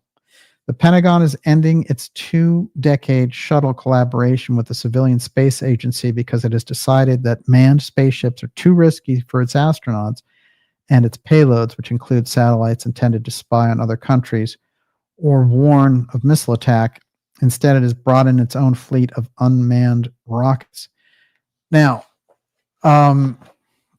this is getting us into the territory we need to be in. We have to also say that the shuttle disaster and the death that took place there, that's the last manned space mission. So that is the end there. The burning up in the atmosphere is the end of Kennedy's vision of manned landings, which had all transferred a decade later, a decade after 1972, to this shuttle program. So when shuttle gets blown up or, has this accidental explosion, however you want to look at it, it's connected to that original vision that President Kennedy had about putting civilians in space, putting men and women in space. This secret group that was working there and that got scrapped and that had billions of dollars behind it, but the public didn't know, lends itself immediately to this whole stealth space program idea going on in the background. And it has to be understood that when you get to Golden Dome, when you get to SpaceX, when you get to the privatization of space, when you get to this push for a Mars mission, what you're actually looking at is the end run, the public manifestation of something that's been going on in the background for decades. And then the next piece that we need to bring into the heart of all this, how does it relate to the UFO file? That's where we're going next, and then we'll take your questions. How does that sound? Sounds great. Everyone, you're watching the Dark Journalist Show, X Series 198. This is Breakaway X-Tech and UFO Golden Dome, and goes deep into the space grid and also space Pearl Harbor aspects that are going on in the background. Golden Dome, of course, Star Wars 2, Reagan's apple of his eye, and something that he went into deep overtime with Mikhail Gorbachev, who said, if you can't get rid of SDI, I can't do any nuclear negotiations. Well, somehow Reagan found a way around it. Reagan came into one of those meetings and says, hey, I have a great idea. How about a zero option? No nuclear weapons at all. Huh. David Termina says, I wonder if they used particle beams or lasers to destroy those shuttles. Yeah. The story of that shuttle and its disaster doesn't make sense given the amount of time. You can always have accidents, of course, but there were unusual things about it, and including the fact that that wasn't the original launch date, that the original launch date was 2 weeks later. And it is a tragedy in American history, but you have to look at it through a kind of a cynical eye as well, because what you're seeing there is the end of this whole program that Kennedy had announced in the first place. So I think when you look at it, you're also looking at the potential, let's say, that it was sabotaged in order to just, for them to have the ability to say, you know what, it's too dangerous for our astronauts, and we're just going to rely on these, unmanned missions, while secretly doing the manned missions in the background.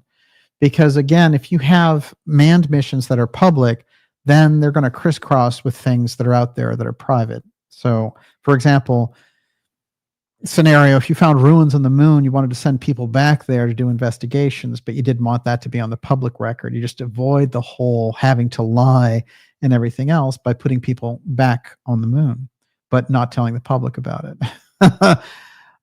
There are indications that took place. There are also indications that there may be something else operational, and that there's been interference, let's say, with our missions, and that until they get to the bottom of that interference, which gets us into the heart of the UFO file, they don't want it to be a public enterprise for fear that the disclosure could just, happen as a result of a firefight in space, for example. So yeah, that gets us into territory. Go ahead.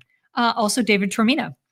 What do you make of Reagan's diary entry where he wrote that he learned from top space scientists that, quote, our shuttle capacity is such that we could orbit 300 people?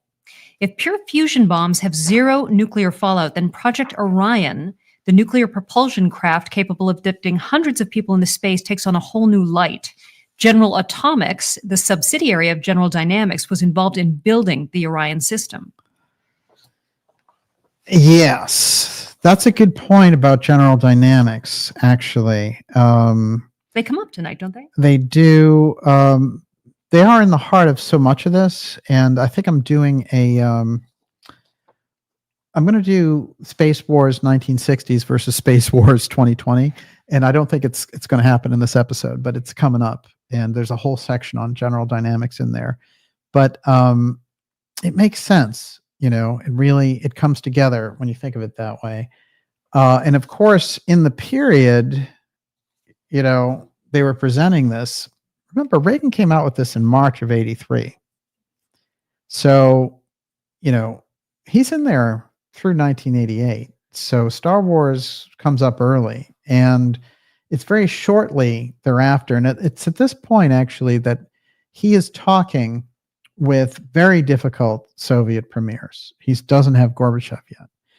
And, the entire world is aghast at his proposal in general. And now he's saying, look, what we can do is we can have a shield that operates from outer space so that the entire world is safe under this umbrella and nuclear weapons can't destroy the world. So there's a quasi-religious concept to it as well. And the original logos of Star Wars have that shield. And Reagan, in all of his own briefings on it, talks about the shield. So the dome, the Golden Dome, again, Trump with golden era, the golden age, all the things that he's using about gold. Here comes the Golden Dome. So we're looking at something which maybe I can kind of come in through the back door on this and see if this doesn't have a little bit of a tie-in to something I've been trying to introduce people to, which is this whole concept of the Melchizedek device, which was built apparently in Tesla's work and was apparently either stolen and hidden, or it was put so deep in a black project that it just became a complete unknowable.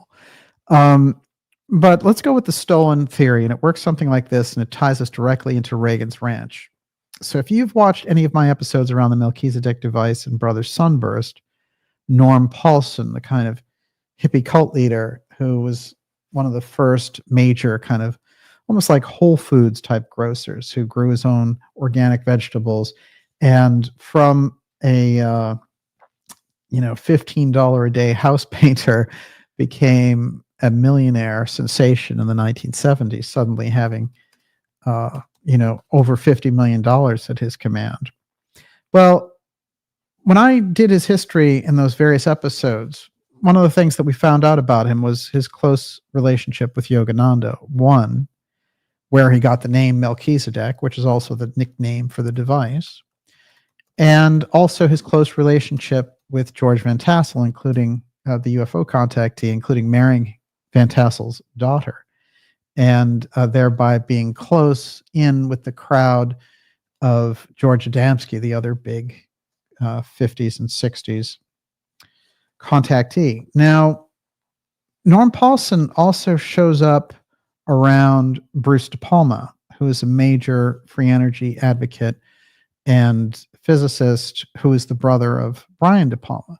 Now, one thing I want you to note as we get along in looking at all of this, from the Golden Dome to Star Wars, and even back to the Kennedy era around some of the shenanigans in the background around NASA, Hollywood shows up over and over again. In fact, even through the figure of Ronald Reagan, Hollywood shows up. There's a movie, talk about predictive programming. Mm-hmm. There's a movie with Ronald Reagan where he talks about a Mystery X device and how it revolutionizes how warfare takes place, and it'll make America safe and all this stuff. And it's this very kind of goofy scientific, sci-fi trip. And like it's a B movie from the 50s or something? Oh, yeah. No, this is 1942. Okay. Yeah. And I can't think of the title of it, but I'll come up with it. And, whenever you get around the Hollywood aspect, there's something strange that is pulling in directly from the entertainment side on the scientific side, even through the esoteric side, and then is represented in the political. And I'm going to give you a very unusual example. So when I was looking into Dorothy Kilgallen and her death, and there are a number of books that came out about Kilgallen. Of course, she was a journalist in the 50s and 60s, very close to all the entertainment figures. And she really had the ear of some of the world's leaders and all the rest of it. This is somebody who had a remarkable background. And she was close to Marilyn Monroe and the Kennedys and all this kind of stuff. So she knew all the juicy gossip from the inside. One of the interesting things that she covered, which is not on the record, is Roswell. And in that period, people didn't talk about Roswell because no one knew what it was until 1979. So remember that. The Roswell incident, when people tell you that it's this big manipulated thing, it's a little bit tricky because, in fact, the Roswell incident took place July 4th, 1947, but it was instantly, they put a wet blanket on it and nobody heard anything about it until 1979 when Jesse Marcel, the original intelligence officer, came forward and did his whistleblowing duty to Stanton Friedman. Then all the research and the documentaries and the books came out about Roswell, and it was 30 years of memory had elapsed, but nonetheless, the trail was still there from all of that incredible activity that had taken place, which is why Roswell is much more authentic than sometimes it's portrayed as, oh, it was a setup, the government did it, because they wanted you to think about aliens. No, they got rid of the entire thing in a couple of days, and they didn't want anyone to think about it. It took Friedman digging up Marcel, who had been the original intel officer, around the whole thing, and his very kind of intriguing background with it that got us that story. So you have to think about that and understand the value about some of those early stories. And when you think about somebody like Kilgallen, she knew about it. So you see the kind of level that she was plugged into. And one of the things that when we get around entertainment and we talk about, the Marilyn Monroe story and how she died under very, very mysterious circumstances, one of the problems with all of these stories is that everyone wants to go back to the mafia, and they want to go back to this idea of like, hey, everything was because of the mafia. And, in fact, there are a couple of lawyers who are out there now writing these books who had never written anything about the Kennedys or Marilyn or anything. And they came out with these stories about RFK killed Marilyn. And, oh no, it was the mafia that killed the Kennedys. And, the Kennedys were so terrible and this kind of thing. That's a program. It's actually a very well-designed program, and it tracks from about 1962. And so, it's 60 or some odd program.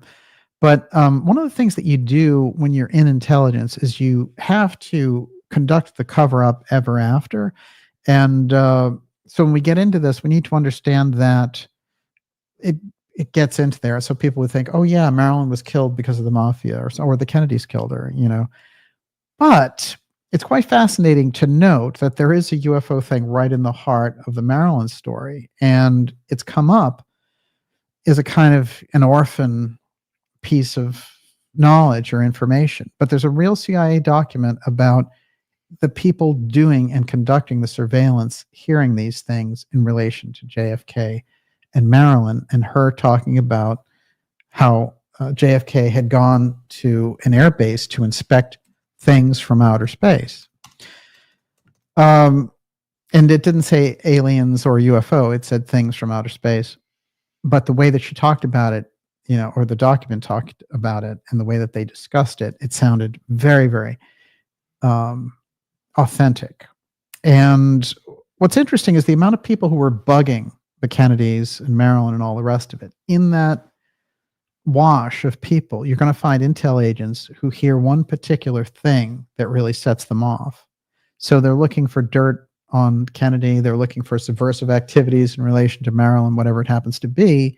And in the middle of it, there's a UFO thing, which is the highest national security secret of the U.S. government. So did anybody pick up on this, and did they report on it but not understand the gravity? Yeah, I'll tell you what's interesting is the document itself. There are reports of the document throughout FBI files early on, very early on. And then when it finally comes out in the 90s, and there's a guy, who has come forward with it. And I have the document here, but one of the interesting things about it is all of the comments that were made about the document in the FBI files. There's no way that if this guy were just some hoaxer who came out with a document, he would be able to know all of those FBI files, because those were all classified. So whoever came forward with the document, and I know I know the story of the individual and their background and all the rest. It's always been a really kind of rock solid piece of information. So what it basically says is that, while she was being listened to by people in the Hoffa camp, private eyes from the Hoffa camp who wanted to get something on Kennedy. And she was being listened to by the CIA and the FBI. So you had all that going on, 3 different types of surveillance. So there's crisscross there. So that the satisfying story that they can give out to the public later about this big star getting killed is, it was either related to this mafia thing or it's related to the Kennedys. So, in fact, there's a whole kind of drama that takes place there. And I've got a couple of interesting things in relation to this that will play out, and then we'll jump to your questions. I know we're running a little late. Let's just keep going. It's been a long time since we've done a live show. Yeah, that's a good point. It feels good. I'll tell you this. So in the middle of all this, so I started with Kilgallen, and I'll go back with this. So Kilgallen, she gets, after the Kennedy assassination, she knows that the Warren Commission is bunk, and she knows that Marilyn's death was engineered. And so she gets very, very suspicious, and she starts to leak things out in her column in relation to this, talking about how it doesn't add up and how the Warren Commission is fiction and all the rest. And so she gets an interview with Jack Ruby. Nobody can figure this out. Nobody's been able to get a private interview with Jack Ruby. He's spoken one time to the press, and he said some very unusual things. But she gets a private interview with him in his cell. Now, it's true she's a prominent journalist, but there are lots of them, and they all want to talk to Ruby. Why does Kilgallen get to talk to Ruby? There's no good explanation of that's been on the record. Now, what happened is, it turns out that what took place was that there was a CEO of Reprise Records, and Reprise was a label.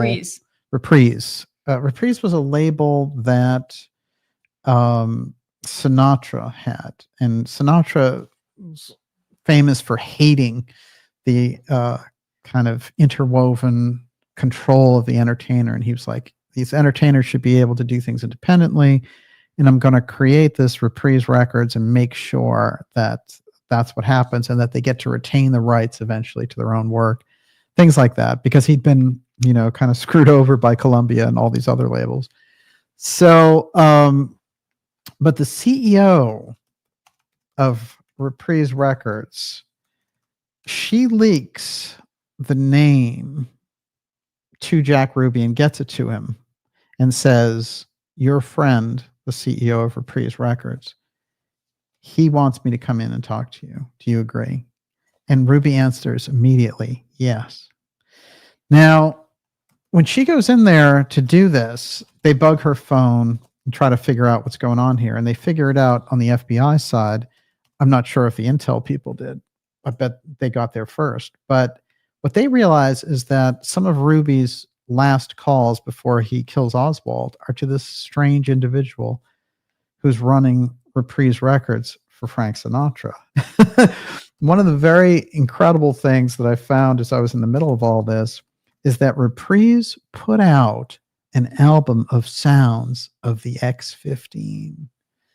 which was our incredible space plane that was created by Walter Dornberger, and according to Colonel Corso, was set up directly to chase UFOs. So this record, you got this crooning group, Sammy Davis, Dean Martin, and all these people on Reprise Records, and in the middle of it, boom, this very strange X-15 thing. Now, as you know, in my own research, the X-15 comes under that heading of deep X technology. That's why it held the spaceplane speed record until, I think, last year, even though it was from 1960. And of course, it's our friend Walter Dornberger who comes over through paperclip and is that dyed-in-the-wool hardcore Nazi.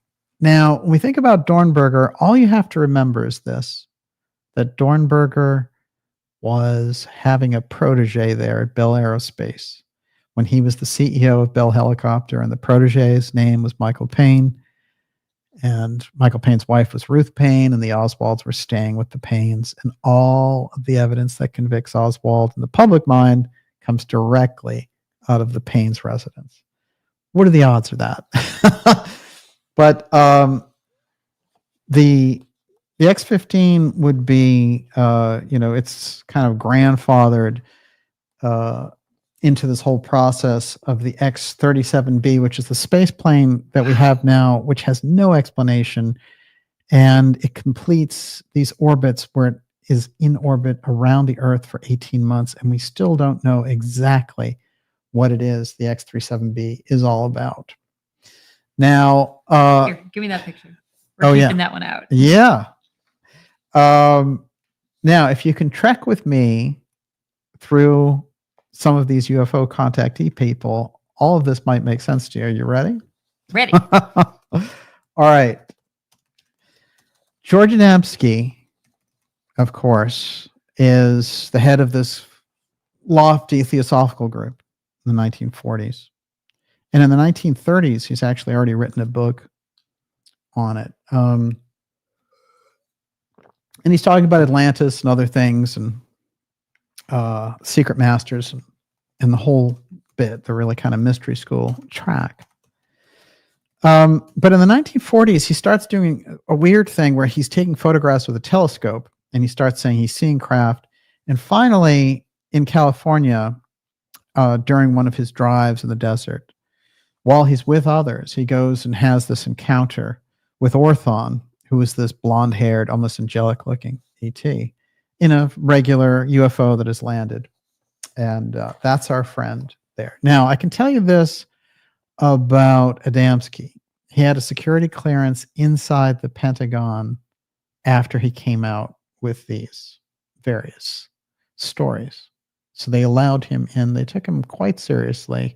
And there's other high-level indications he was taken very seriously. Now, let's bring back the concept of the Melchizedek device for a moment.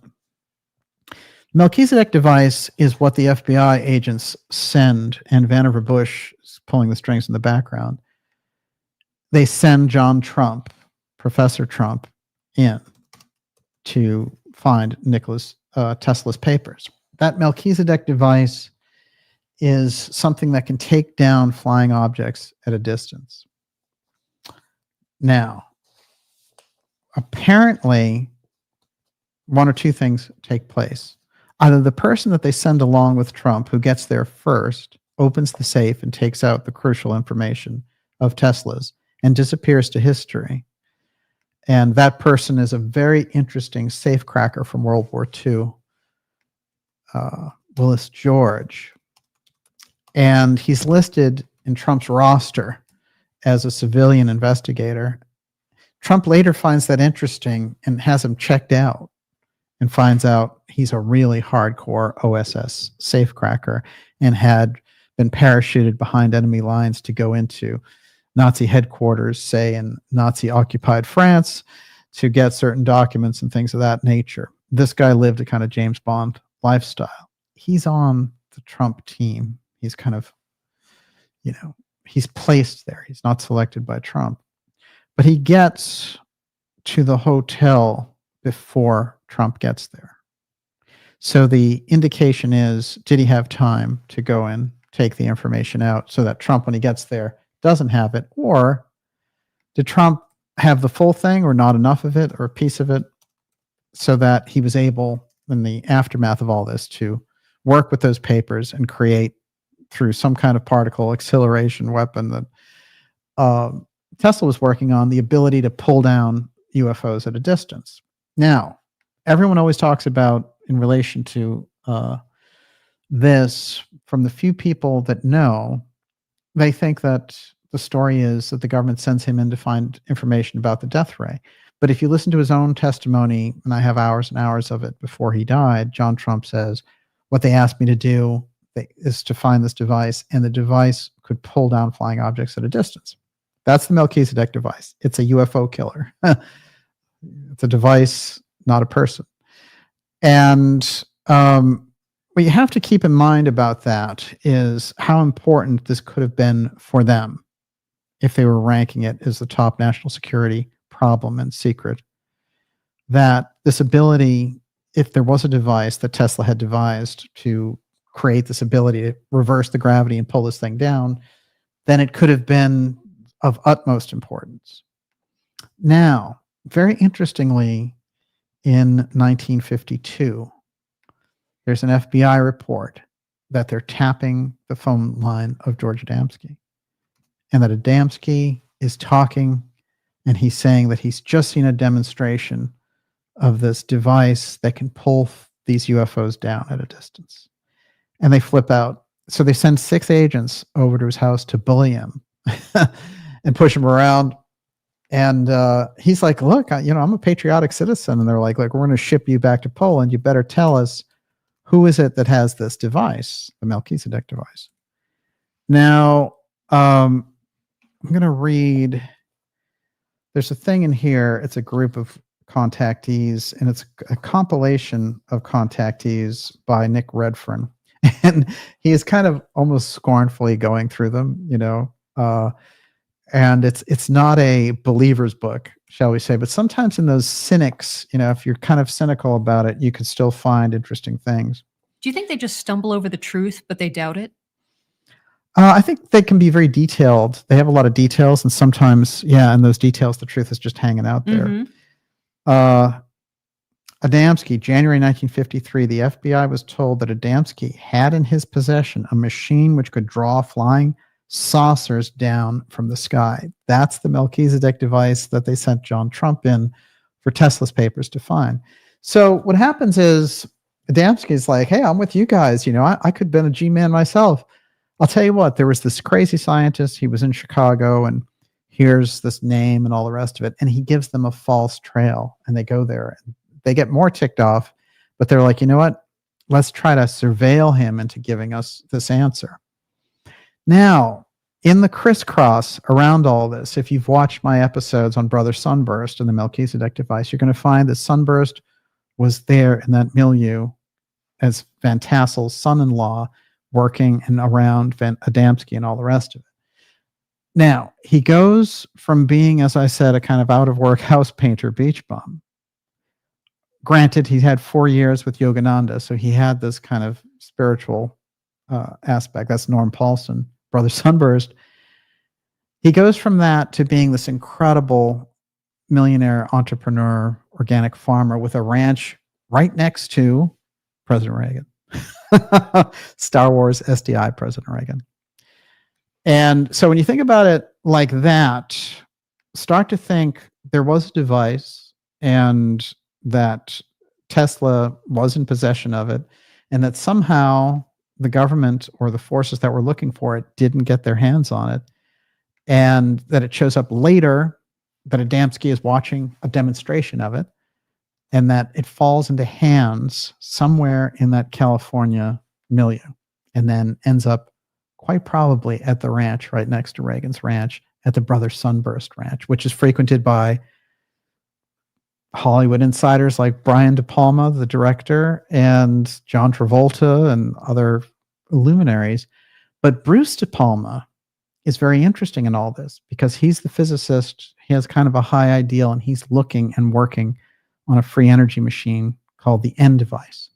And he has a whole interesting set of things to say about sunburst and what took place there that lead me to believe that that Melchizedek device found its resting place in that ranch directly next door to Reagan. The question is there anything in that mix that suggests that somehow the sunburst people turned that over to Reagan, and that is where aspects of the kind of supercharged version of SDI come from? I'll tell you where I can substantiate some of that as we get into the next segment. Here we go, everyone. This is the Dark Journalist Show. It's X-Series 198, Breakaway X-Tech, UFO Golden Dome, and of course, the Secret Space Grid. We're going to be taking your questions. Actually, we'll roll in and take your questions now, and I'll just roll the rest of this in as we go. So, Miss Olivia, it's up to you. All right. So here's a bunch. Ryan Perella, how can a device pull a UFO down? Do we have any idea how this thing works, or do we only know its description? Fuberfighter responds, a lot of the early anti-gravity experiments involved electrostatics, which could be disrupted by microwaves. Freibeuter says the death ray. This is an EMP ray, not an EMP wave. And Nanette Chris says, yes, the same device described in the Vedas, which Krishna used, a type of handheld scalar tech. Plasma moves through dimensions, neutralizing portals and real UFOs by short-circuiting them. Interesting. Huh. Yeah. A lot of theories there. Look, what you want to do is look at the Roswell case, because the Roswell case is fascinating. You have to think, and the question often gets asked, how could something come here from another galaxy and crash? And yet there is the law of accident. So I'm not surprised that once they come into this environment, that they enter into the law of accident, as Gurdjieff discussed.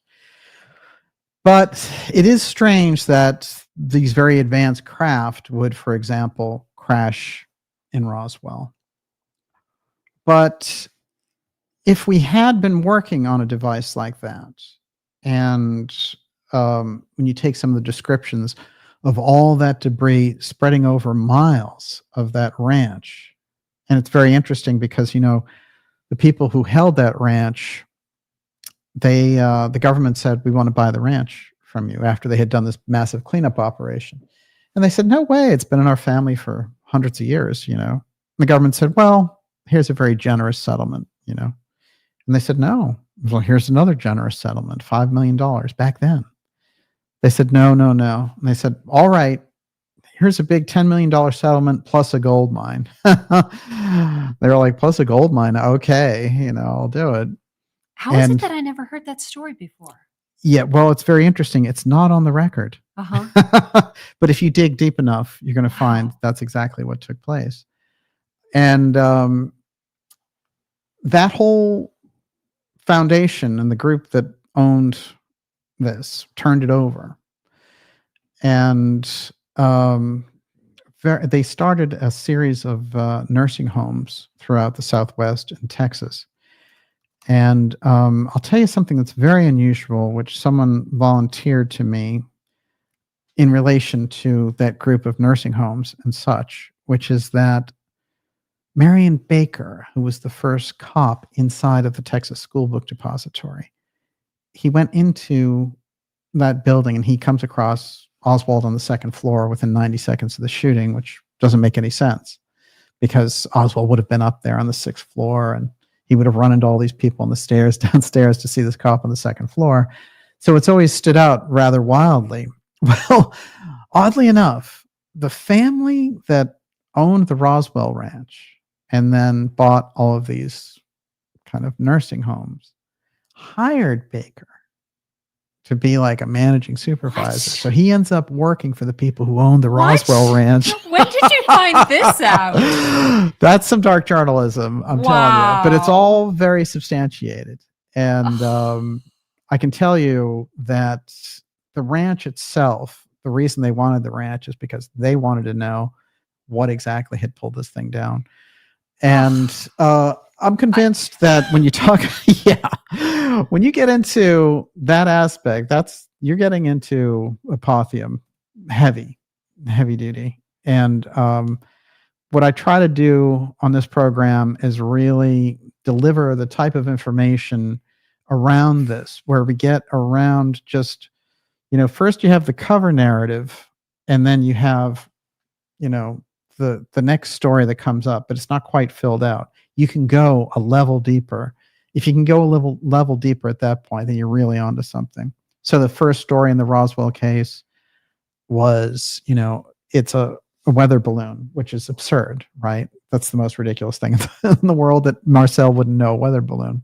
So we know he was under a cover story, and that he found a number of very unusual things with strange properties that acted strange. You couldn't set them on fire. They had hieroglyphs on them. There's a number of very unusual factors around it. So the traditional story doesn't hold any water. The secondary story that breaks in 1979 this is something totally different. And it's Marcel's retelling of the whole thing. And the various people like Don Schmidt and others who go so deep into that, and they find out, there's actually a secondary landing site. There's a crash here and there's a crash there. And that incredible scene that, if you really study all the literature, that at one point there's a water commissioner driving along, a guy with an incredibly solid reputation. There's an archaeological group with 16 members, and they're doing kind of Native American type studies. They're walking along at the same time, and the army is heading in to clean up that crash. All three of those things come together. The first person that's there is the water commissioner, and he sees the crashed half saucer, and he sees the beings outside of it. The archaeological group sees the whole scene from above coming in, and then they come down. They see the same things that the water commissioner sees. The army comes in and puts them all down and says, you can't say anything. But people who knew the water commissioner, that whole thing about this story, part of the problem when you get around some of these stories is the willingness to try to debunk them after the realization comes in that the official story is bunk. So you get the official story's bunk, then the breakthrough story comes in, giving you the aspects of the truth, and then people try to hammer away at the aspects of the truth. But somewhere in the Roswell story is a very, very compelling story of a government cover-up of advanced technology. There's no question about that. And I think the odds are on that this is a craft from somewhere else. No question about it. Now, I do think there's a possibility that because of the background of Roswell, for example, Goddard launching rockets and things there, that we're in a totally, that was going on in the 1930s, and you had people like Lindbergh around.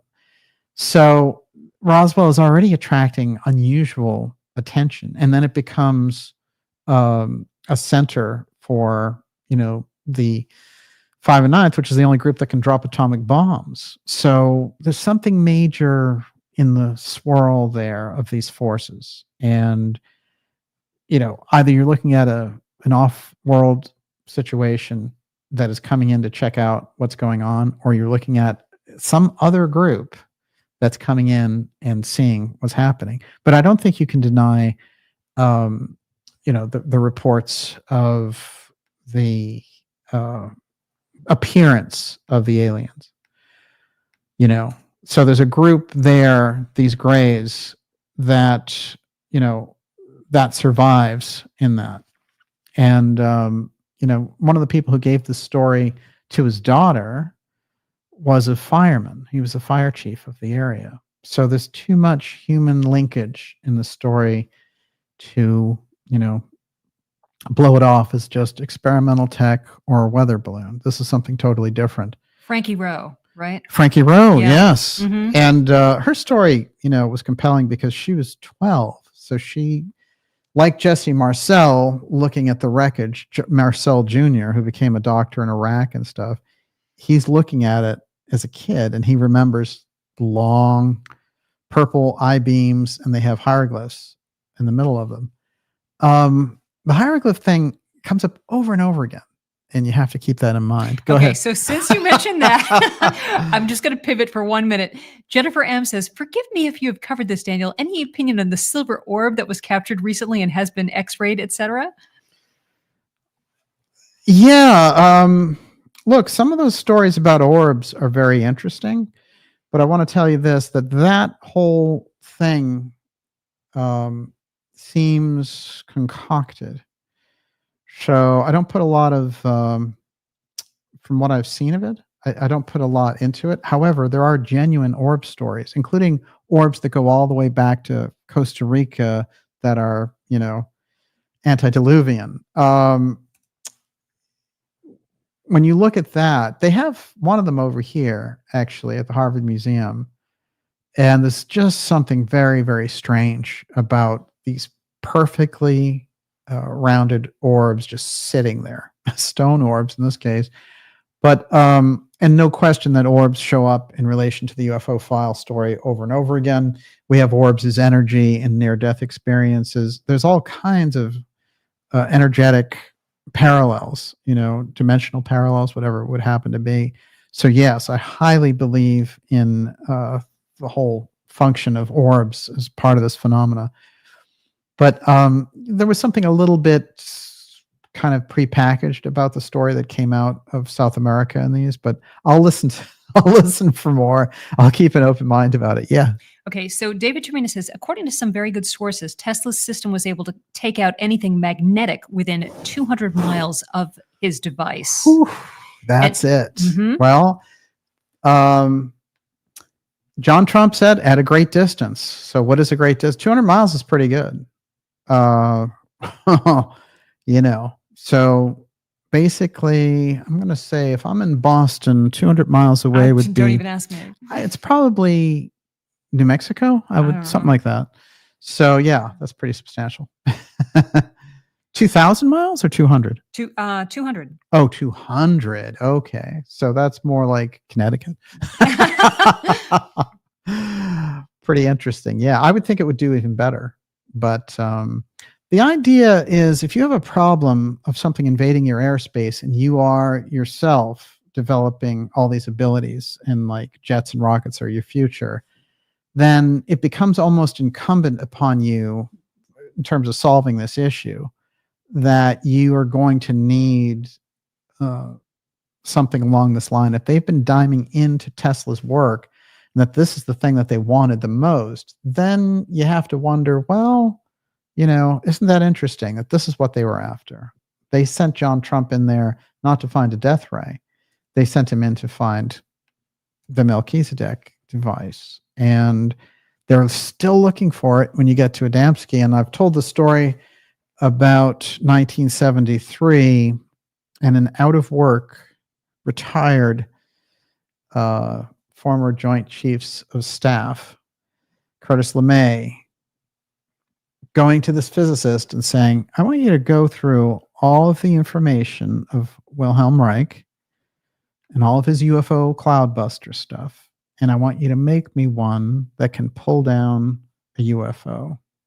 And the guy spends 3 months at LeMay's New Mexico ranch. And they work on it. So it's 1973. They still don't have the Melchizedek device. So we know the trail, at least there, what happens. Now, since we're talking about Hollywood people like Reagan's in Hollywood and, Kilgallen was Hollywood and Marilyn is Hollywood. Here's a kind of a Hollywood research story. Try this on.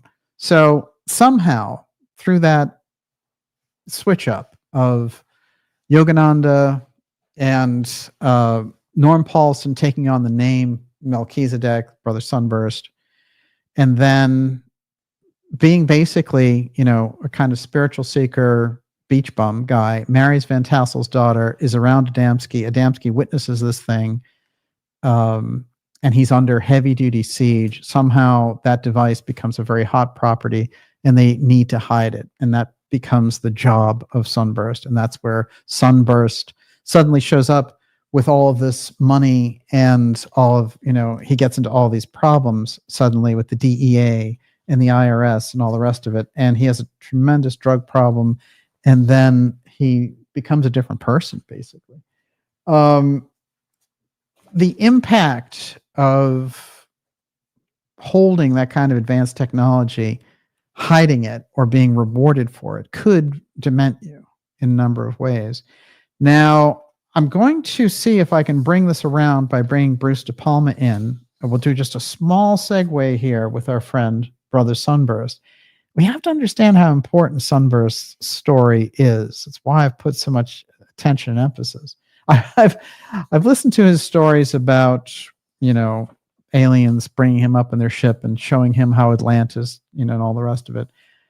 None of that, you don't have to take any of that seriously, but there's no question that, this guy who it was Wild Oats that bought all his organic grocery stores and things. He was such an innovator from nothing.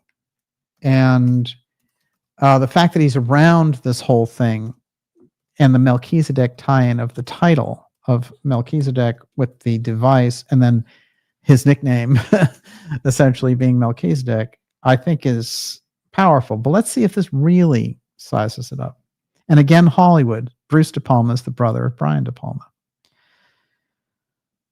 This is De Palma talking, his own recollections of his struggles getting his end device, this free energy machine, out to the public. And by the way, he was threatened by the CIA with his own assassination if he continued.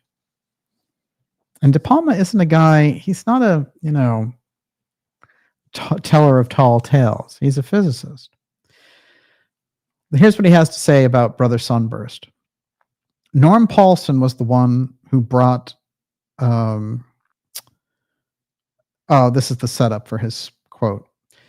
Okay, Norm Paulson was the one who brought Bruce De Palma to Santa Barbara in 1978 and sponsored the first quantitative tests of De Palma's end machine over Unity homopolar generator. According to Paulson's autobiography, during one of his numerous encounters with advanced non-human intelligence or superior technological capabilities, he was taken aboard a spacecraft on a round trip to Jupiter, during which time he communicated telepathically, and the piloting beings who communicated to him how the power plant on their ship worked. From his description of this information, he sponsored De Palma because he recognized in the end machine that it correlated with this. Now, this person who wrote this little essay on De Palma was a friend of his for 13 years and was trying to give some explanation of why he got mixed up with De Palma. If one believes that De Palma was either incompetent or dishonest in his work, it's very easy to dismiss the enormous implications in these experiments. But having known him fairly well over 13 years in Santa Barbara and being acquainted with several of his research colleagues with whom I am still in contact, I'm convinced that he was both capable and honest in all of his scientific research. So I'd like to offer the following summary for consideration. And he talks here about the basically what takes place with Paulson. Now, I quoted this person's name. This is a person who wanted to set the record straight. I quoted their name in the original Sunburst. It's not on this paper, but I'll go back. I'll probably tweet that out. But now here's what De Palma himself had to say. And that's Bruce De Palma. Yes, I've been threatened for my life. The first threat came from Edgar Mitchell, the astronaut, who told me that the government had said there never was any doubt that the end machine was the free energy machine they were looking for. And if I tried anything on my own in California, I'd have my head blown off. And the CIA warned me, via Mitchell, that I should not leave the country because I'd be kidnapped. This was back in 1980. When these efforts frightened me out of going to Hanover, Germany for Dr. Nieper's first gravity field energy conference. Now, I want to point this out that there's a guy named Bart Siebel who, has occasion to cozy up to astronauts to try to get them to swear on the Bible that they've been to the moon. And he's become a nuisance and sometimes a very heavy duty one.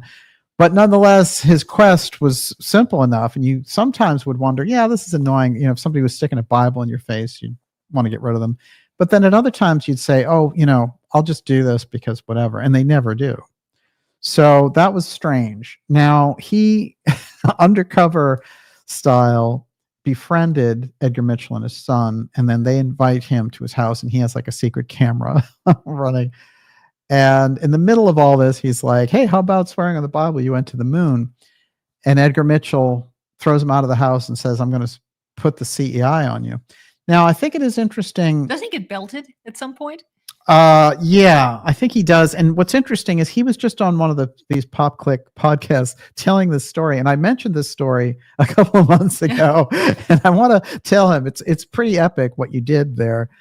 And the whole thing, I think, is epic. But I will say this, that the threat from Mitchell, again, about the CIA lends weight to what our friend De Palma is saying here. So why is this astronaut so heavily accompanied by the CIA that if he has a problem, he just says to the CIA, hey, go after this guy? Or he's telling this guy, he's spreading messages back to De Palma saying, you're going to get assassinated. Now, Edgar Mitchell, remember, is the spirituality guy. He's the noetic science guy. He's the astronaut who is meditative and all the rest. Where is this stuff coming from? So there's a big inconsistency there that we on our side need to figure out what kind of a hold the CIA had on him. Why this close association? And I can understand having people protect you from, if you're an astronaut and all these other people are fascinated by you, whatever. But the CIA, I don't know. All right. In later years, I've had my inventions confiscated by various groups, the first being the Sunburst community, which helped me build the end machine you wrote about in your last issue. When their leader got dollar signs in his eyes and decided to see what he could do without De Palma, later on, other groups tried to manipulate me and control me in the sense that they would get everything out of me technically without any assurances that I would be paid for any more than 1 year's work. In fact, Edgar Mitchell's contract with me was a deal he was trying to set up where he was going to have to raise $150 to $300 million. That's in the 80s. To start a company which would be the size of General Motors in 3 to 5 years. And from then on, who knows? Out of this, I would get 1 year employment contract and $30,000, the possibility of maybe owning 1 or 2% of the operation, something I turned down because of my lawyer's advice. Mitchell, of course, blew up. So it's an interesting thing there with Mitchell getting involved around all this. And so he has a little more to add. And note there very clearly that he mentions that he feels ripped off by a sunburst. So sunburst, here we have an interesting free energy device. And we have sunburst kind of pirating De Palma's work. But he's there for 5 years working on it with Paulson. So Paulson is associated, Brother Sunburst is associated with alternative technology. He's a big suspect, in my book, for this Melchizedek device. And he owns the ranch that's right next door to President Reagan. Now, he'll own the ranch from when he's Governor Reagan to when he's President Reagan, and then he'll sell the ranch. But even when you're right next door to a president or a governor, and then a governor who would be president, he's running for president in 76, you're going to have to be checked out and things. And it doesn't strike me that they would have Brother Sunburst next door, especially since in all the court cases, he's smuggling arms in and, he's losing it and all the rest of it. So something unusual about this whole story. And I get the crisscross that I get is related to Star Wars. That's the unusual thing. Yes, Miss Olivia. Okay, so Quad 57 is asking, Aerospace stole the death ray or a Melchizedek device? What exactly happened to it? Yes, some group, some independent actor got their hands on that. And it seems like the groups involved on the government side are playing a reactive game when it becomes in use. So when you look at it that way, there's a few different possibilities. But this is the interesting thing about the Melchizedek device. We don't exactly know whose hands it got into. But here's one potential thread that you could follow. If Tesla had it originally and Trump came into possession of it. Trump is under the government umbrella. But it seems like in 1953, either that information's been shared or they didn't get it in the first place, because in 1953, they're beating up Adamsky for it because they've heard him on the phone saying that he has seen this device take down a UFO at a distance. It's the same device. Now, either it has the same properties or that's what they're looking for. And then again, through the development of Sunburst and the fact that when I've talked to people who are on the ranch, some of them described the end machine activity for sure, but others described, two people involved in the ranch described a different piece of technology that they had scientists come in and work with. So, is it conclusive that he had the Melchizedek device? I'm telling you, he has the UFO connection. And somehow this thing is connected to UFOs because the work that's being done there in the beginning, when Vannevar Bush sends in John Trump, remember, is privy to his what Vannevar Bush has in charge of the UFO file because he's his number one man.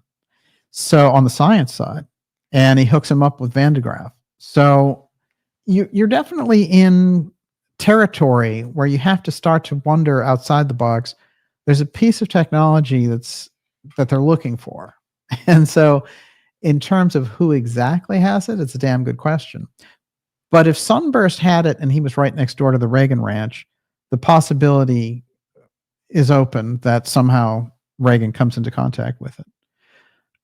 Somebody is either paying Sunburst a tremendous amount of money to store this thing, or there's like some secret funder back there, because I don't see how this guy gets all of these millions from a grocery store setup, especially after being basically a beach bum, unless it's the greatest turnaround in all history. But with all of his strange things about, these aliens are coming to me, I'm on this ship and all the rest of it, it strikes me that he's deep in this milieu around the technology aspect of the Melchizedek device. I think it's weird with Sunburst too. It bothers me in a way that he goes from Yogananda, marries Van Tassel's daughter, and then shows up doing all this stuff. And then he's there with the free energy machine.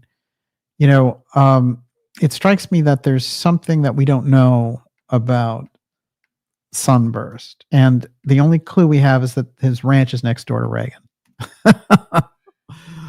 Everyone, you're watching the Dark Journalist show. This is X Series 198. Whew. Breakaway X Tech, the UFO Golden Dome.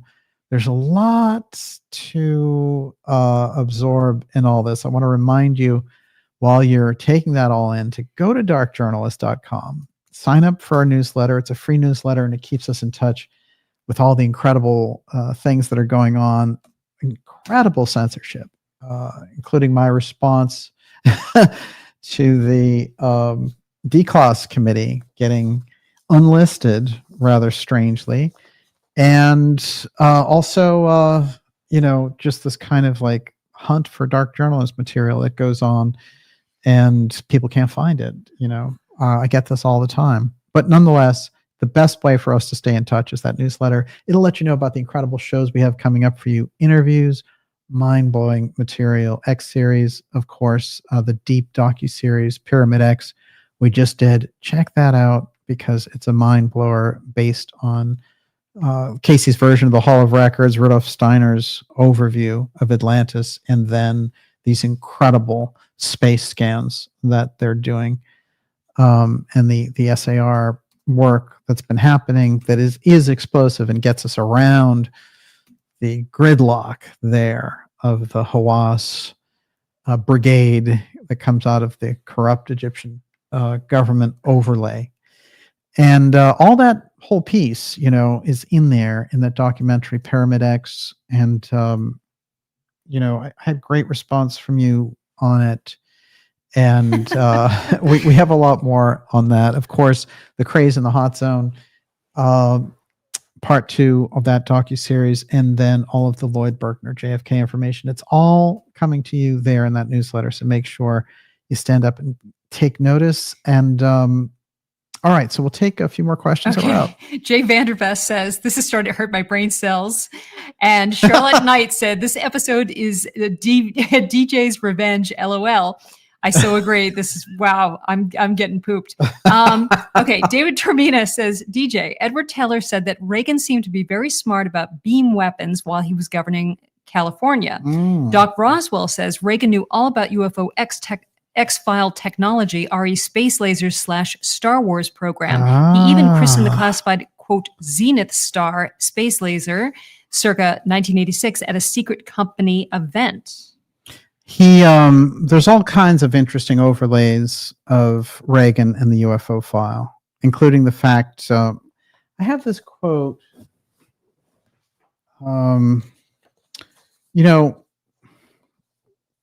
Reagan had promoted Colin Powell.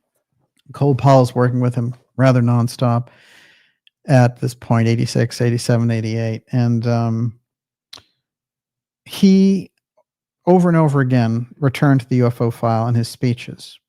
And Colin Powell dedicated himself to taking them out. In his own autobiography, Powell goes into this story. And he's the Deputy National Security Advisor. And he claims in his own book that he was horrified when Reagan repeated this story of the possibility of there being a UFO threat to Maryland high school students after his return to the U.S., where when he's in Europe, he says the same thing. This is before the UN.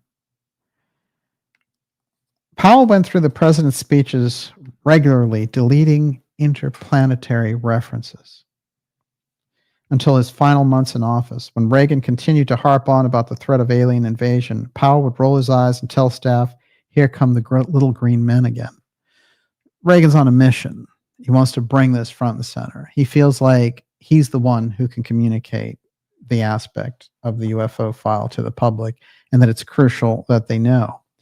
Now, the people around him are portraying it as a threat. I'm not sure that Reagan is buying it as a threat, but he is going out and talking directly to Gorbachev. That comes out of a talk that Gorbachev gave in 2013 with Charlie Rose. I showed the clip. We've had the clip in our documentaries. I showed the clip on the Alex Jones show to 4 million viewers. That video has been buried dramatically, but you can't miss it because it's Charlie Rose, and in the audience at the New York Press Club is Henry Kissinger and all the others. George Shultz is sitting right next to Gorbachev, and Gorbachev says, Reagan took me aside at Reykjavik. And I've mentioned this about Reykjavik. Reykjavik was thought of as the kind of the bomb of the various like in a bad summits. way. Yeah, like it bombed because they didn't come out with any agreements, nothing. And it was all because Reagan couldn't budge on Star Wars. This is the thing. He said, no, I can't, because I promised the public I'd come up with this thing that would get rid of nuclear weapons. And Gorbachev said, we can't take all that on. You can't do that. It's too provocative. It creates a first strike ability. I can't negotiate with you. So when they came out of Reykjavik summit, even though it was pumped up to the max, nothing came out of it. And what we didn't know at the time, and what Gorbachev said was the turning point in their relationship, was Reykjavik. And I think it's because of what took place. And Gorbachev relates the story of Reagan pulling him aside and saying, if these UFOs attack us, will you be part of our defense? Like, will we join forces and fight them?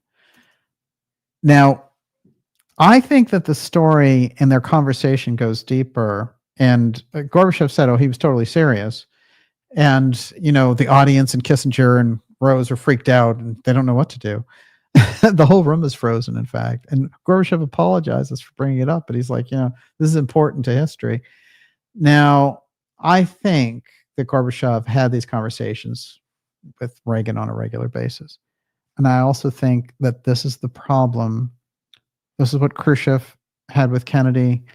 This is what Reagan had with Gorbachev. This is what Trump has with Putin, which is the State Department, the CIA, and all these other overlays are trying to interfere in the two leaders, because if they deal directly on the UFO file, it cuts out swarms of middlemen, including defense contractors, intel players, advanced scientists, the Breakaway X tech people, the whole shebang is there. If they're working directly with the UFO file as two leaders and they're sharing information, forget it. Everybody hits the roof. So when you think of it like that, you have to, understand the tension there. So when we're getting tension here around Trump and Putin, when they say, Russiagate and Putin and Trump were traitors, and Trump was a traitor and throwing in with Putin, that whole thing the Democrats tried, that's coming directly out of the intelligence agencies not wanting Trump, who knows the UFO file through his uncle, and started the Space Force to do what? Basically to pull all that back under the executive umbrella. Let's get real. Space Force was not done by any other precedent. Trump in space, now the Golden Dome, Star Wars 2. So we have to get on board with who Trump really is. And we have to get on board with the knowledge that he had. And it's wrapped up in the figure of his uncle on one hand, Roy Cohn, the deep relationship he had with Nixon on the other, that I've exposed here on this program long before it was official, by the way. Trump has that background, and that's why he can bring this on. And I think there are a lot of people trying to pirate that effort too. I think Mellon and Elizondo, who were openly critical of Trump and trying to make sure he didn't get into office, as soon as he got in office, try to position themselves as the UFO czar by having Elizondo meet with Donald Trump Jr. I can't think of anything more foul than the idea of a UFO czar who's a counterintelligence, CIA creep like Elizondo. So, that's where we have to kind of incorporate this information into what we're seeing on the surface. So when you get around this Golden Dome, you are looking again at what Reagan is taking Gorbachev aside and saying, this is a problem. If there's a UFO attack, are you going to help us?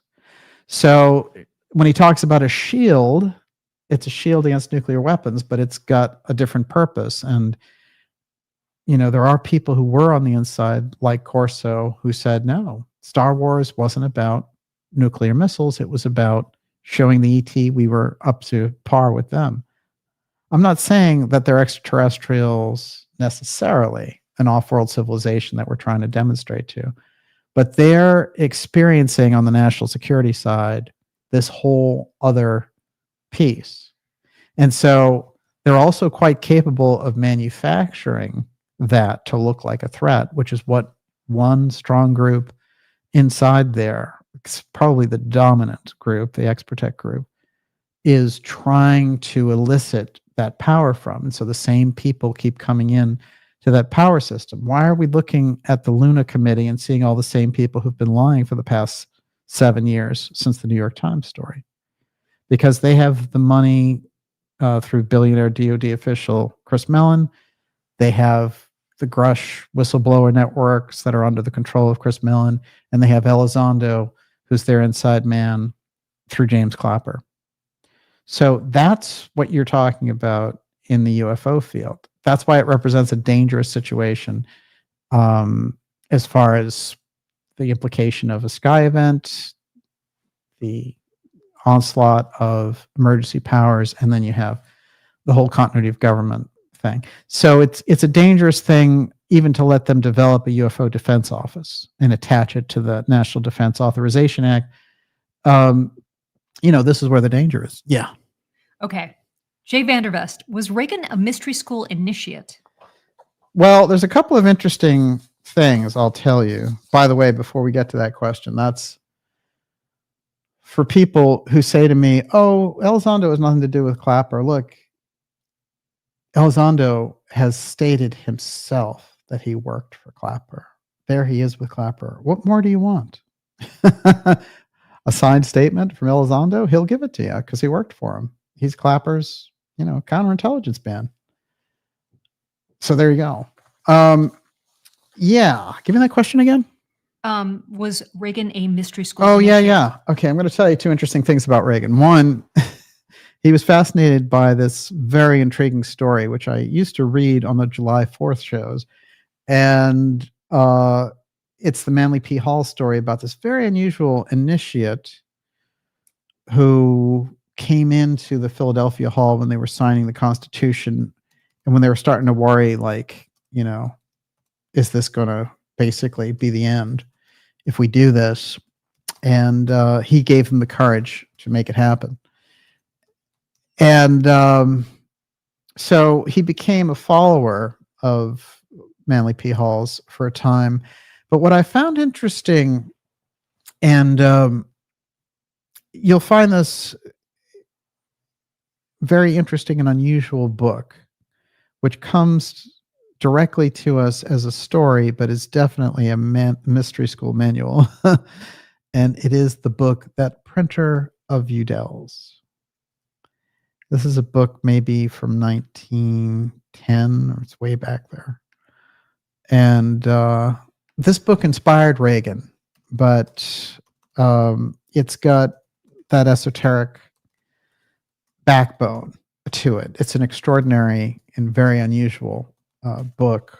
But the fact that it was one of Reagan's favorite books tells me again that he had that mystery school tie-in. And I think that not only with his wife's deep interest in astrology and how they did everything according to astrology and consulted psychics and all the rest. And Lucille Ball talked a lot about the Reagans, and she said, they were into astrology and psychics, and, Reagan was particularly interested in UFOs. As a matter of fact, when he was governor, he saw one in his plane, and he had the plane chase it. And he came into one of her parties after they had seen a UFO. So there's a lot of unusual UFO activity around the Reagans. But in terms of which school and all the rest of it, all I can say is that Reagan is coming out of that. You feel a Masonic thing there. I mean, don't you? Yeah, it's interesting. He wasn't a Mason. And yet you're right. There is that there's a strange American mystery school vision of America. And so I attribute that to the Rosicrucians. So that would be my guess on that. Yeah, what do you got? Okay. Along those lines, okay. David Termina, DJ, do you think it was the mystery schools who engineered the hidden technology story all along? And Esoteric 369, is the two-eye stone on the same caliber as the Melchizedek object within this umbrella of technology with the, quote, players? Oh, wow. Well, the two-eye stone was the thing, that ran the Atlantean culture. But that's over 10,000 years ago. And what fueled that original burst of technology in our background was a spiritual connection to the technology. Interestingly enough, what came out of it is quite fascinating, which is it got turned by the Belial group into a weapon, and a domineering weapon. So when we get into that aspect, the two-eye stone had a kind of a dual nature to it. Eventually remembered just as the terrible crystal. Remember the terrible things that took place? It sank islands, it set off volcanoes, it changed the world, it devastated the world. So, it started off as this incredible thing, and then the wrong groups got their hands on it. And there's a deep, deep, deep story about the two-eye stone in the Casey readings and his whole thing about the Hall of Records, Pyramid Eggs. So, when you put it like that, when you look at the kind of modern version of things, and you think about the Melchizedek device, it's when we're tapping in to, this higher level of technology, like, watch out, because humanity has this memory.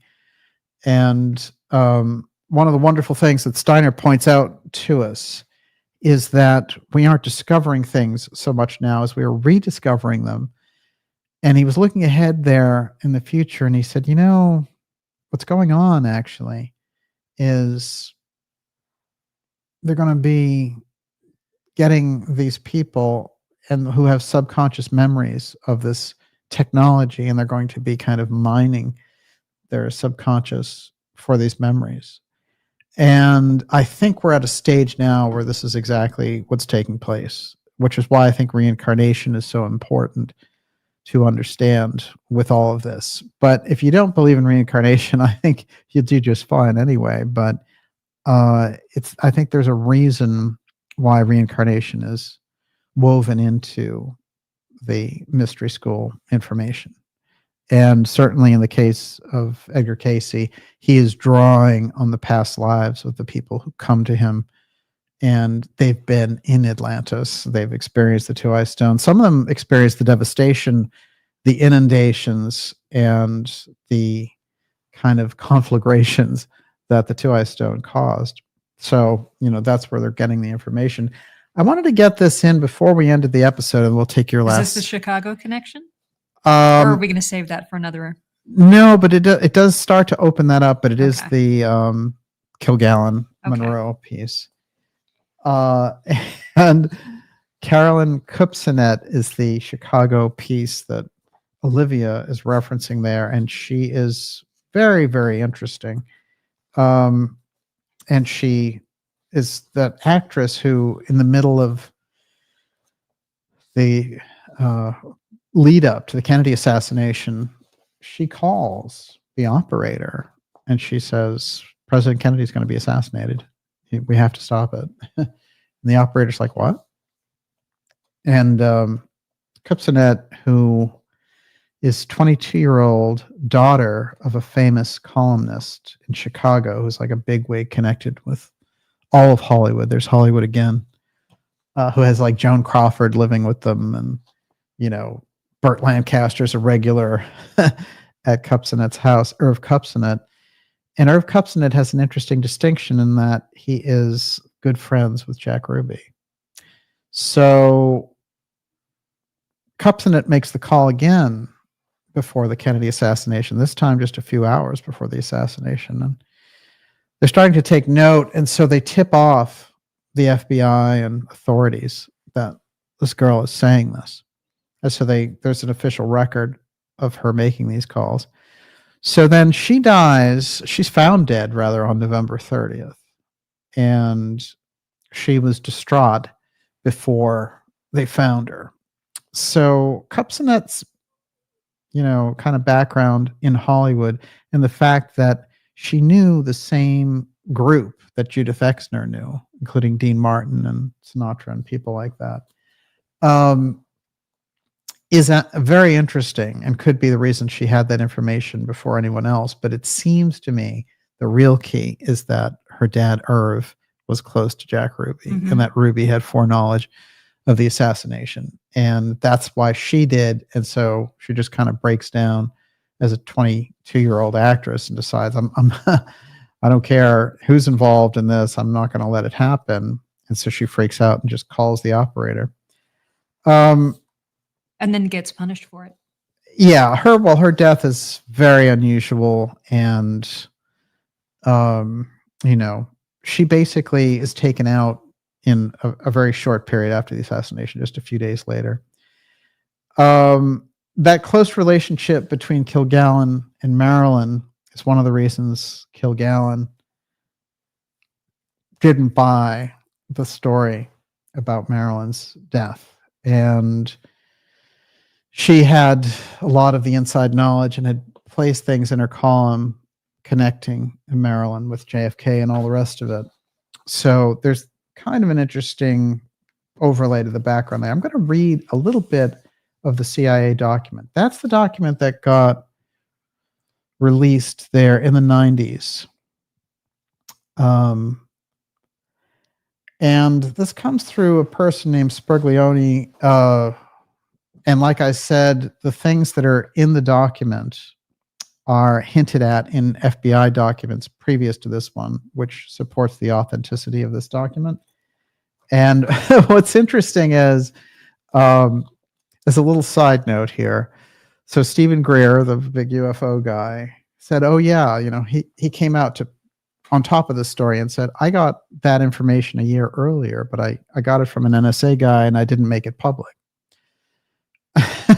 So that, there's no proof of that. And so sometimes people ask me about Greer, and there's no question that some good things have happened there, but there's a lot of self-promotion and these little, lies along the way. One of them I find particularly interesting, and it's odd, is that he goes around saying that he got a secret document from this NSA guy that Robert Kennedy had written about UFOs.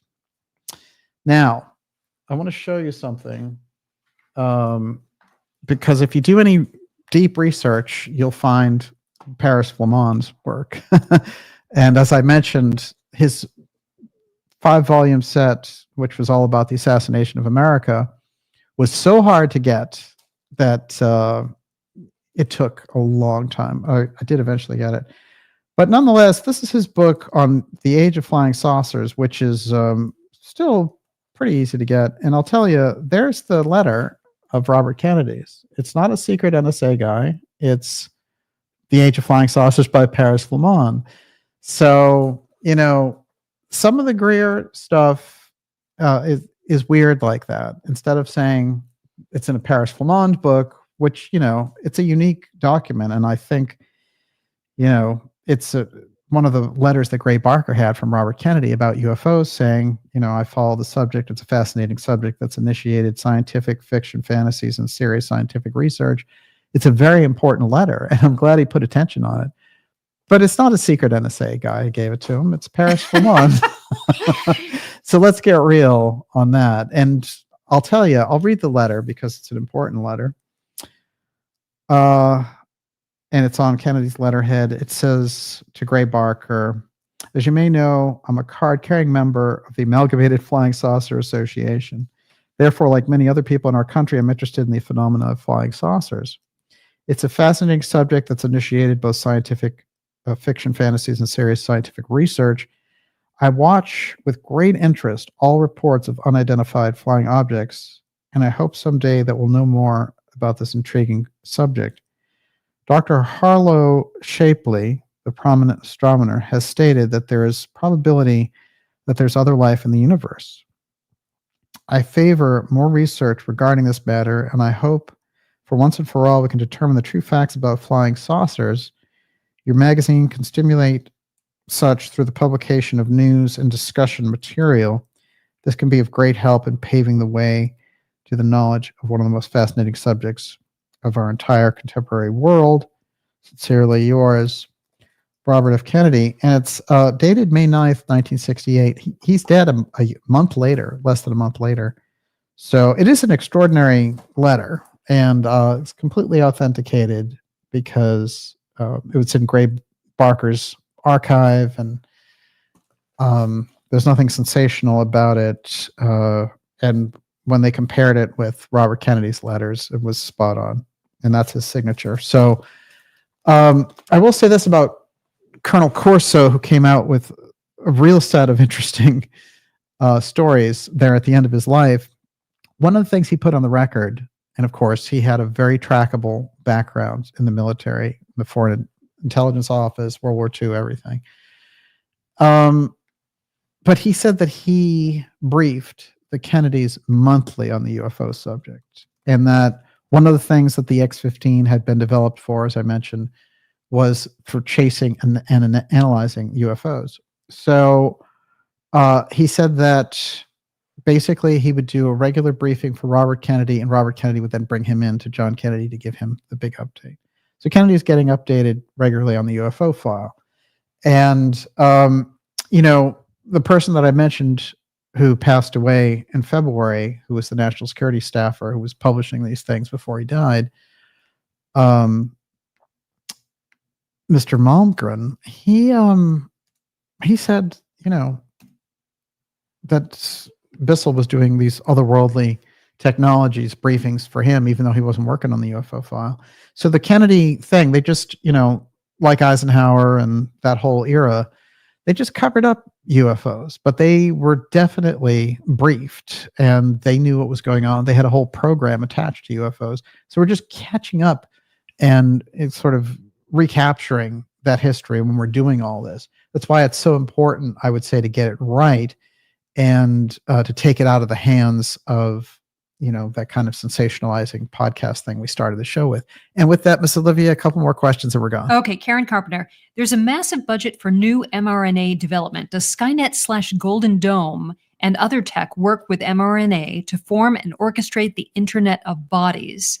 And along those lines, I wanted to ask you where Ilana Freeland's work ties in with all of this. Oh, forgot it. Well,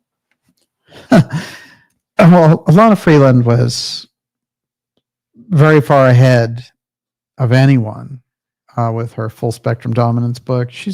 We've done probably half dozen interviews with her, and sure we will again. But she sort of took the HARP stuff and took it up a level.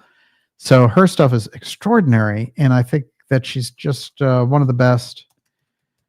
And in terms of the Internet of Bodies, that's what that's the vision of one strong, powerful group in the middle of all this. And that is exactly where they're heading with it as well. So, but I think that the Golden Dome activity is twofold. I think it has, you see that the infrastructure, just like the infrastructure for the secret space program was developed after the moon missions ended. When Star Wars was in full swing in the late 80s, and then they said, hey, the Soviet Union fell. We don't need it anymore. It just became, as a matter of fact, if you track it, you will see that technology move. And there are different names for it and different groups that work with it. And I pointed out one of the scientists whose life got destroyed for calling it out earlier tonight, Aldrich Saussure. But, so I think that now the SDI thing, which was developed as a UFO defense grid, is at such a point that they really can deploy it. And that's why I think Trump is saying, just like with Space Force, I can do it. And I think it gives him back the role of, think about Trump for a minute and how he operates. He wants control over that UFO file. It's not under executive control. This is part of the problem. And his getting back, and pulling back, that is the very same thing that Eisenhower advised JFK to do when he was leaving office, saying, I'm not getting briefed properly on this. You need to get this back. This is an early signature of the administration, which is JFK working closely, trying to figure out, how can I pull this aspect of secret technology back under the executive wing? And not only that, but take back control over the country and the world that these intelligence agencies have taken on, and take it over. So Trump announces 4 new executive orders, including to build the Iron Dome. So it's been announced, and now it went from a figure of 21 billion to just under 200. I don't know what's going on there, but I have heard that Paul Merlucky's Anduril is involved, and that I think needs to be really looked at deeply, because I think he was behind part of the drone. I think his company was behind part of the drone scare, and he's seen recently doing these different kind of events with Zuckerberg. I don't know. The whole killer drone thing, there needs to be an ethical guideline for all of these technologies. Yes, Miss Olivia. Damin, is it possible that there's an extraterrestrial threat or even a time threat that the Golden Dome is designed to guard against? And Happy Camper, would a Golden Dome potentially protect the U.S. from solar CMEs and plasma storms? Okay, well, you have to remember that I take it from the point that they're exploiting the idea of a UFO threat. So I think that, for example, think of it this way. Let's suppose there was an off-world civilization and our government had figured out, oh, they're here on some kind of scientific mission, looking things over. Maybe, this is one scenario, of course. But they said, there's a whole thing in the public here about a threat, and we can use that and we can garner that over time. And we're actually developing their technology. We could actually reproduce this thing and say, these aliens are after us, and really, consolidate. That would really centralize control. And you see, as simplifying as that formula is, you see aspects of this all the time, including the fact that if you get through any speech by somebody like Mellon or Elizondo, the fundamental thrust is you need us because there's a UFO threat.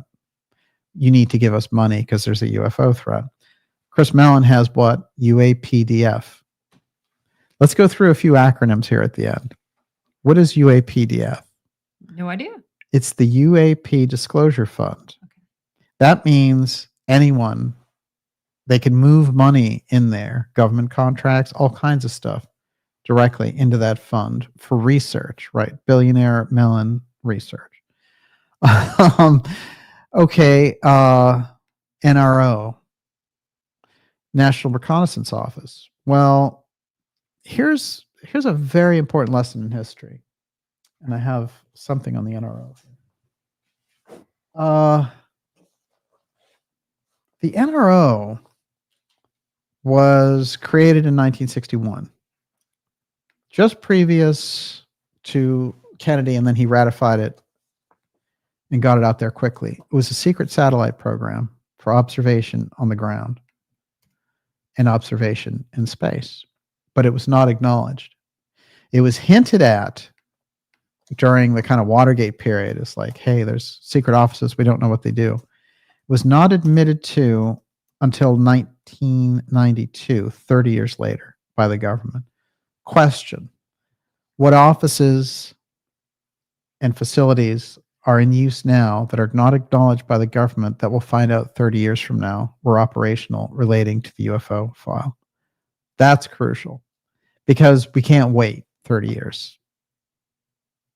With the nature of the leadership, the nature of the problem that we see in the leadership, you can't wait 30 years to see what they do with it, especially with the types that are around it.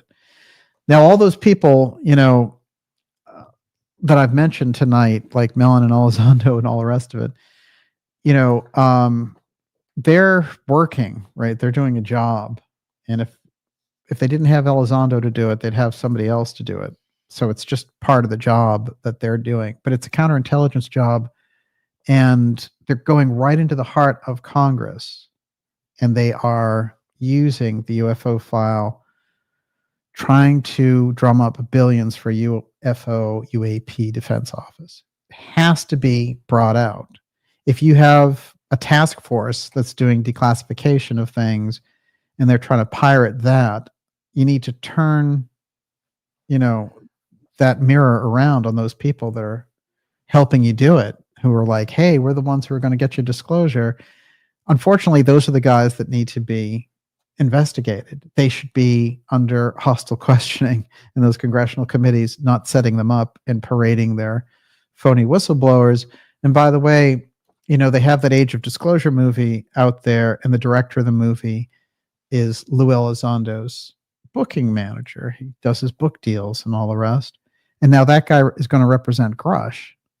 So this guy, they're going to have other whistleblowers, and he's going to, Mellon's going to fund the movies. They're going to make movies, books, and it's all this false threat UFO piece. So, that has to be, we have to kind of grab that snapshot and analyze it and do real investigations on the stuff and expose it. That's how investigative journalism works. Everyone, you're watching the Dark Journalist Show.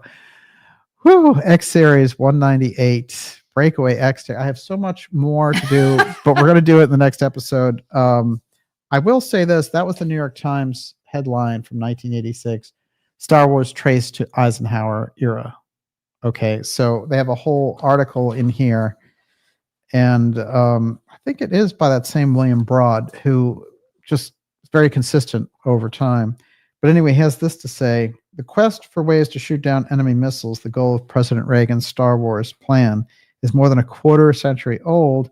A review of 1950s documents and recently declassified materials shows President Eisenhower began it all in the 1950s when he embarked on a crash program of research that cost billions of dollars and involved thousands of the nation's best scientists. 1972, when the Anti-Ballistic Missile Treaty sharply limited all such work, the quest had produced advances not only in conventional interceptors, but in exotic devices such as particle beam and laser weapons. It's interesting, we stopped going to the moon right there. So, and there's a whole piece of this that I'll get into. We'll probably do a part 2 on that, and I'll get into the rest of that article. But yeah, whoa. All right. I want to get these 2 things in, and we'll take your last question. What, you have more questions? No, my brain broke 30 minutes ago. I want to, I just want to give us the Marilyn thing because I don't like to tease that out there without delivering. Okay. Judith Exner, we've done a series of shows on, and I did a segment on her in the D-Class video I just mentioned, so it's up on the channel. You can watch that. Now, one of the things that she did was she acted as a human intelligence courier for President Kennedy. Of course, she had a relationship with him, and that went pretty deep, and visited the White House and all the rest of it. And she was a foothold by Frank Sinatra into that whole White House world. But here's what she had to say about what she was transporting for JFK. And of course, the author of the book, Seymour Hersh, thought, hey, you know, payoffs to the mafia. All right, I've got a witness. Listen to this. She never looks at the envelopes that she's handing back and forth to these underworld figures for Kennedy. And so she gets an envelope that is from the Giancana group and defense contractors to Kennedy. She recalled inside there were 3 contract proposals, and she took it into the White House. Quote, one envelope was for an unmanned vehicle on land, Exner said. It was one of the first of its kind, unmanned robotics, she remembered. She said that the whole vehicle was massive, the size of a tank. The second project involved a new procedure for desalinization. The final contract proposal dealt with avionics for a new type of fighter plane. And so instead of finding all this money in the payoff envelopes, she's finding blueprints. That's a great, great opening for us, because here's the deal. What it means is that Kennedy was going around his own Central Intelligence Agency, and part of that, and getting to defense contractors and the mafia and thing, was to get what exactly was being built in that secret space program, the Blue Enigma, that AEROSPACE and the intelligence group has done. So it's very important when we think about that, connecting up with the CIA document I showed you on Marilyn. This was based on wiretap conversations between reporter Dorothy Kilgallen and her close friend Howard Rothberg, from a wiretap of a conversation of Marilyn Monroe and Attorney General Robert Kennedy. Rothberg discussed the apparent comeback of the subject with Kilgallen and the breakup with the Kennedys. Rothberg told Kilgallen that she was attending Hollywood parties hosted by the inner circle among Hollywood's elite and was becoming the talk of the town again. Rothberg indicated in so many words that she had secrets to tell, no doubt arising from her trysts with the president. One such secret mentions the visit by the president at a secret air base for the purpose of inspecting things from outer space. Kilgallen replied that she knew what might be the source of the visit. In the mid-50s, Kilgallen learned of a secret effort by U.S. and U.K. governments to identify the origins of a crashed spacecraft and dead bodies. Kilgallen believed the story may have come from the New Mexico story in the late 40s. That's Roswell. So it's all there in that document.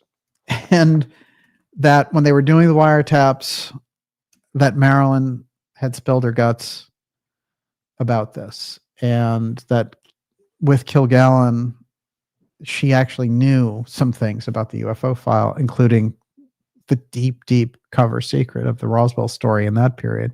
Again, Roswell didn't come out till 1979.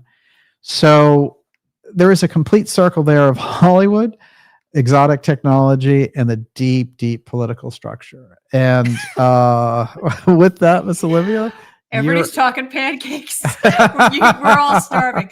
Okay, so this last question. Go for it. Okay.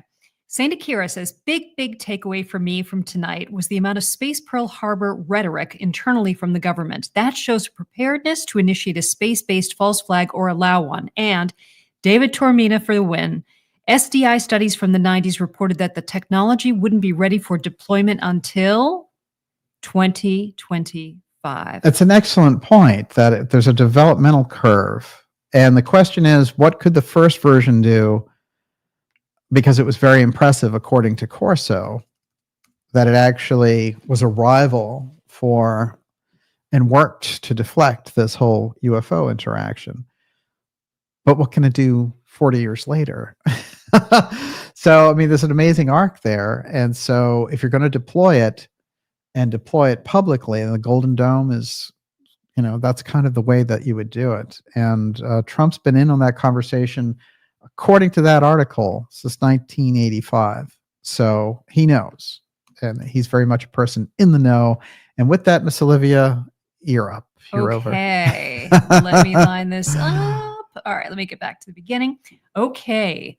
Let's thank Occult Fan, Jonathan McIntosh, Tally Ho, Les Scott, Thomas Ball, LDHBs, Brian Whitaker, Jessica Rodriguez, Quantum Paradox, Astara, Amarillo Gunrunners, CC, Karen Carpenter, Quantum Paradox, Desk Hat Brock, Richard Adams, Eurythmia's Fun, Ricky Tiki Tavi Dalam, Angry Gate Kid, Old Man Junkins, The Bikini Truther, Terry Doherty, Slow Time, C.A. Bever Forden, Armageddon, Rich Hall, Fighter 55, Mike Brosnahan, Empire of Light, CB, Fulcanelli, and that's what we got tonight. Thank you so much for your generous super chats.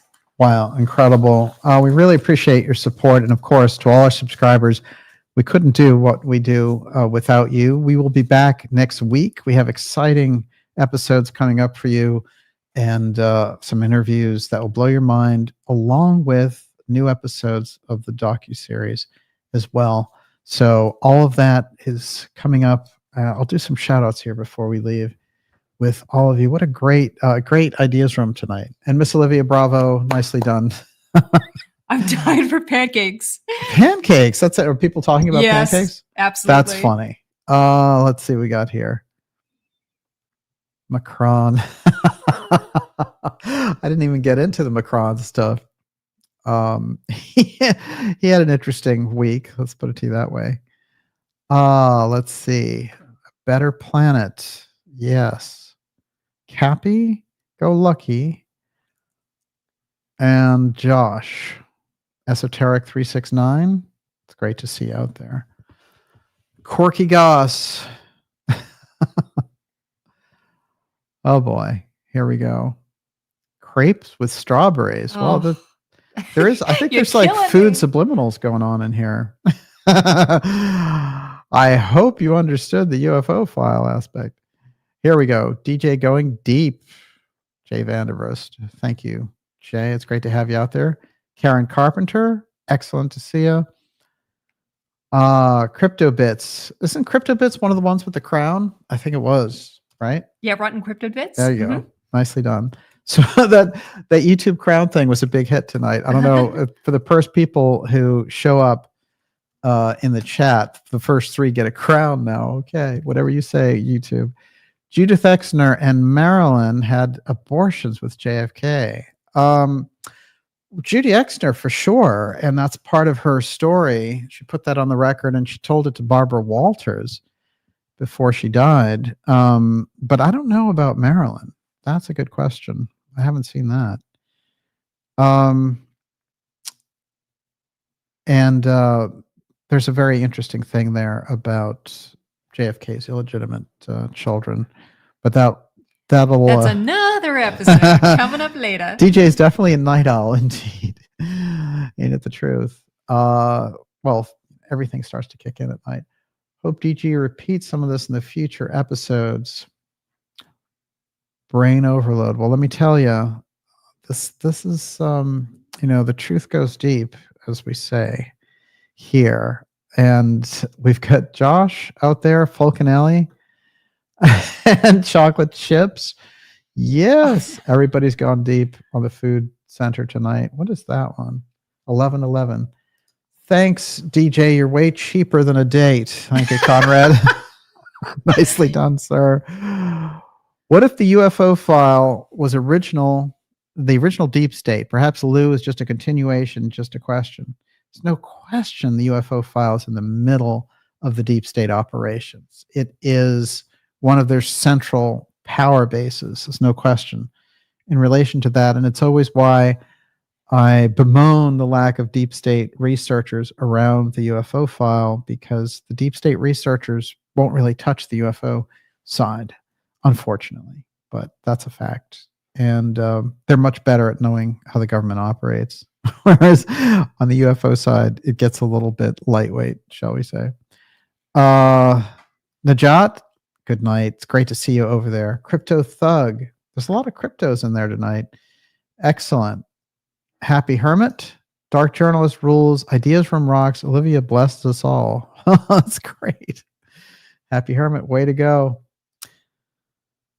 Marilyn Monroe died in Anthroposophist. That's true. As a matter of fact, there's a woman at the New York Anthroposophy Library who said when she was there doing the Actors Studio, she was one of their biggest borrowers of Rudolf Steiner books.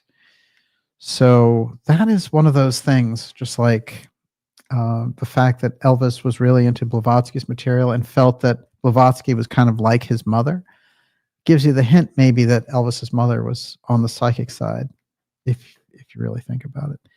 Let's see. A couple more. Golden Alley Cat, CC. Wow, the gang's all here.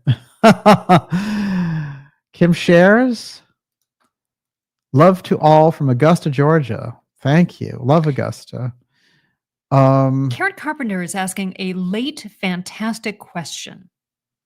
Peace, ma'am. Did the founding fathers have UFO encounters or a UFO file? This is actually, there's no way you can answer this, but it opens up into interdimensional discussion, Well, Washington talks about that whole angel apparition in the forest. Mm-hmm. And, what's interesting is the first mayor of Boston, he has a whole UFO story. He's on the Charles there in his boat. And it's like, hey, we're out there at midnight. And then a UFO just comes over and just sits over there. And it's like he's like, it was a second moon. It just sat down and we try to paddle away fast.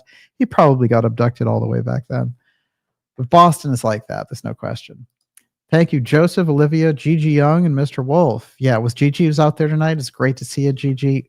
Gigi's doing fantastic work. Check out Occulted. Incredible, incredible stuff. And as I mentioned, Joseph will be back on the program. Gigi will be back on the program. Incredible, Jonathan McIntosh. And let's see who else we got. They all want to know how you like your pancakes. You're old school. I like lots of good maple syrup. Let's see here. Thank you for truth in times of deceit. Appreciate that.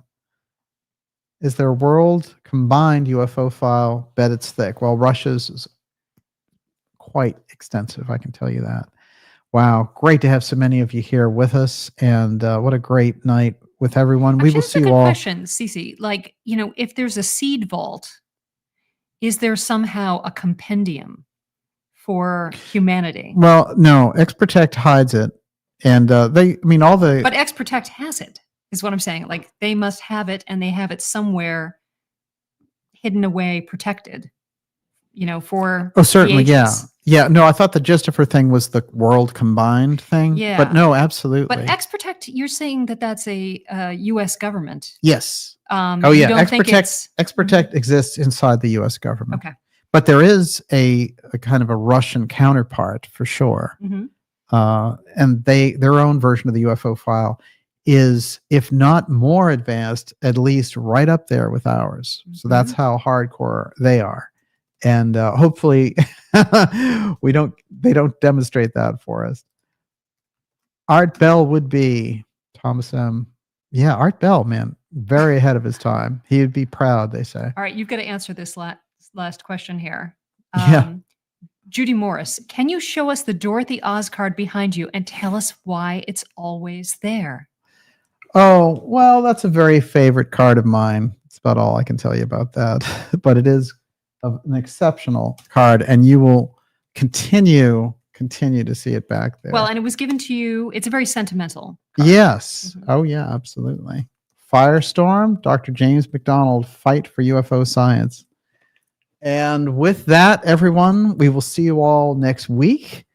What a great broadcast to be with you and to see all of you guys out there. We'll be back with you next Friday. Of course, amazing things coming up, and we're keeping an eye on the declass committee. Very, very close eye for what they may bring forward as well. And, it says end broadcast, but after all, never really ends. Never really ends. Thank you, Miss Olivia. And, of course, it was great to have so many of our regulars out there. I know Kate's out there. It's great to see you. We will see you all next week, and have a great weekend and a great evening. God bless everybody. Never let it be forgot. Once there was a Camelot.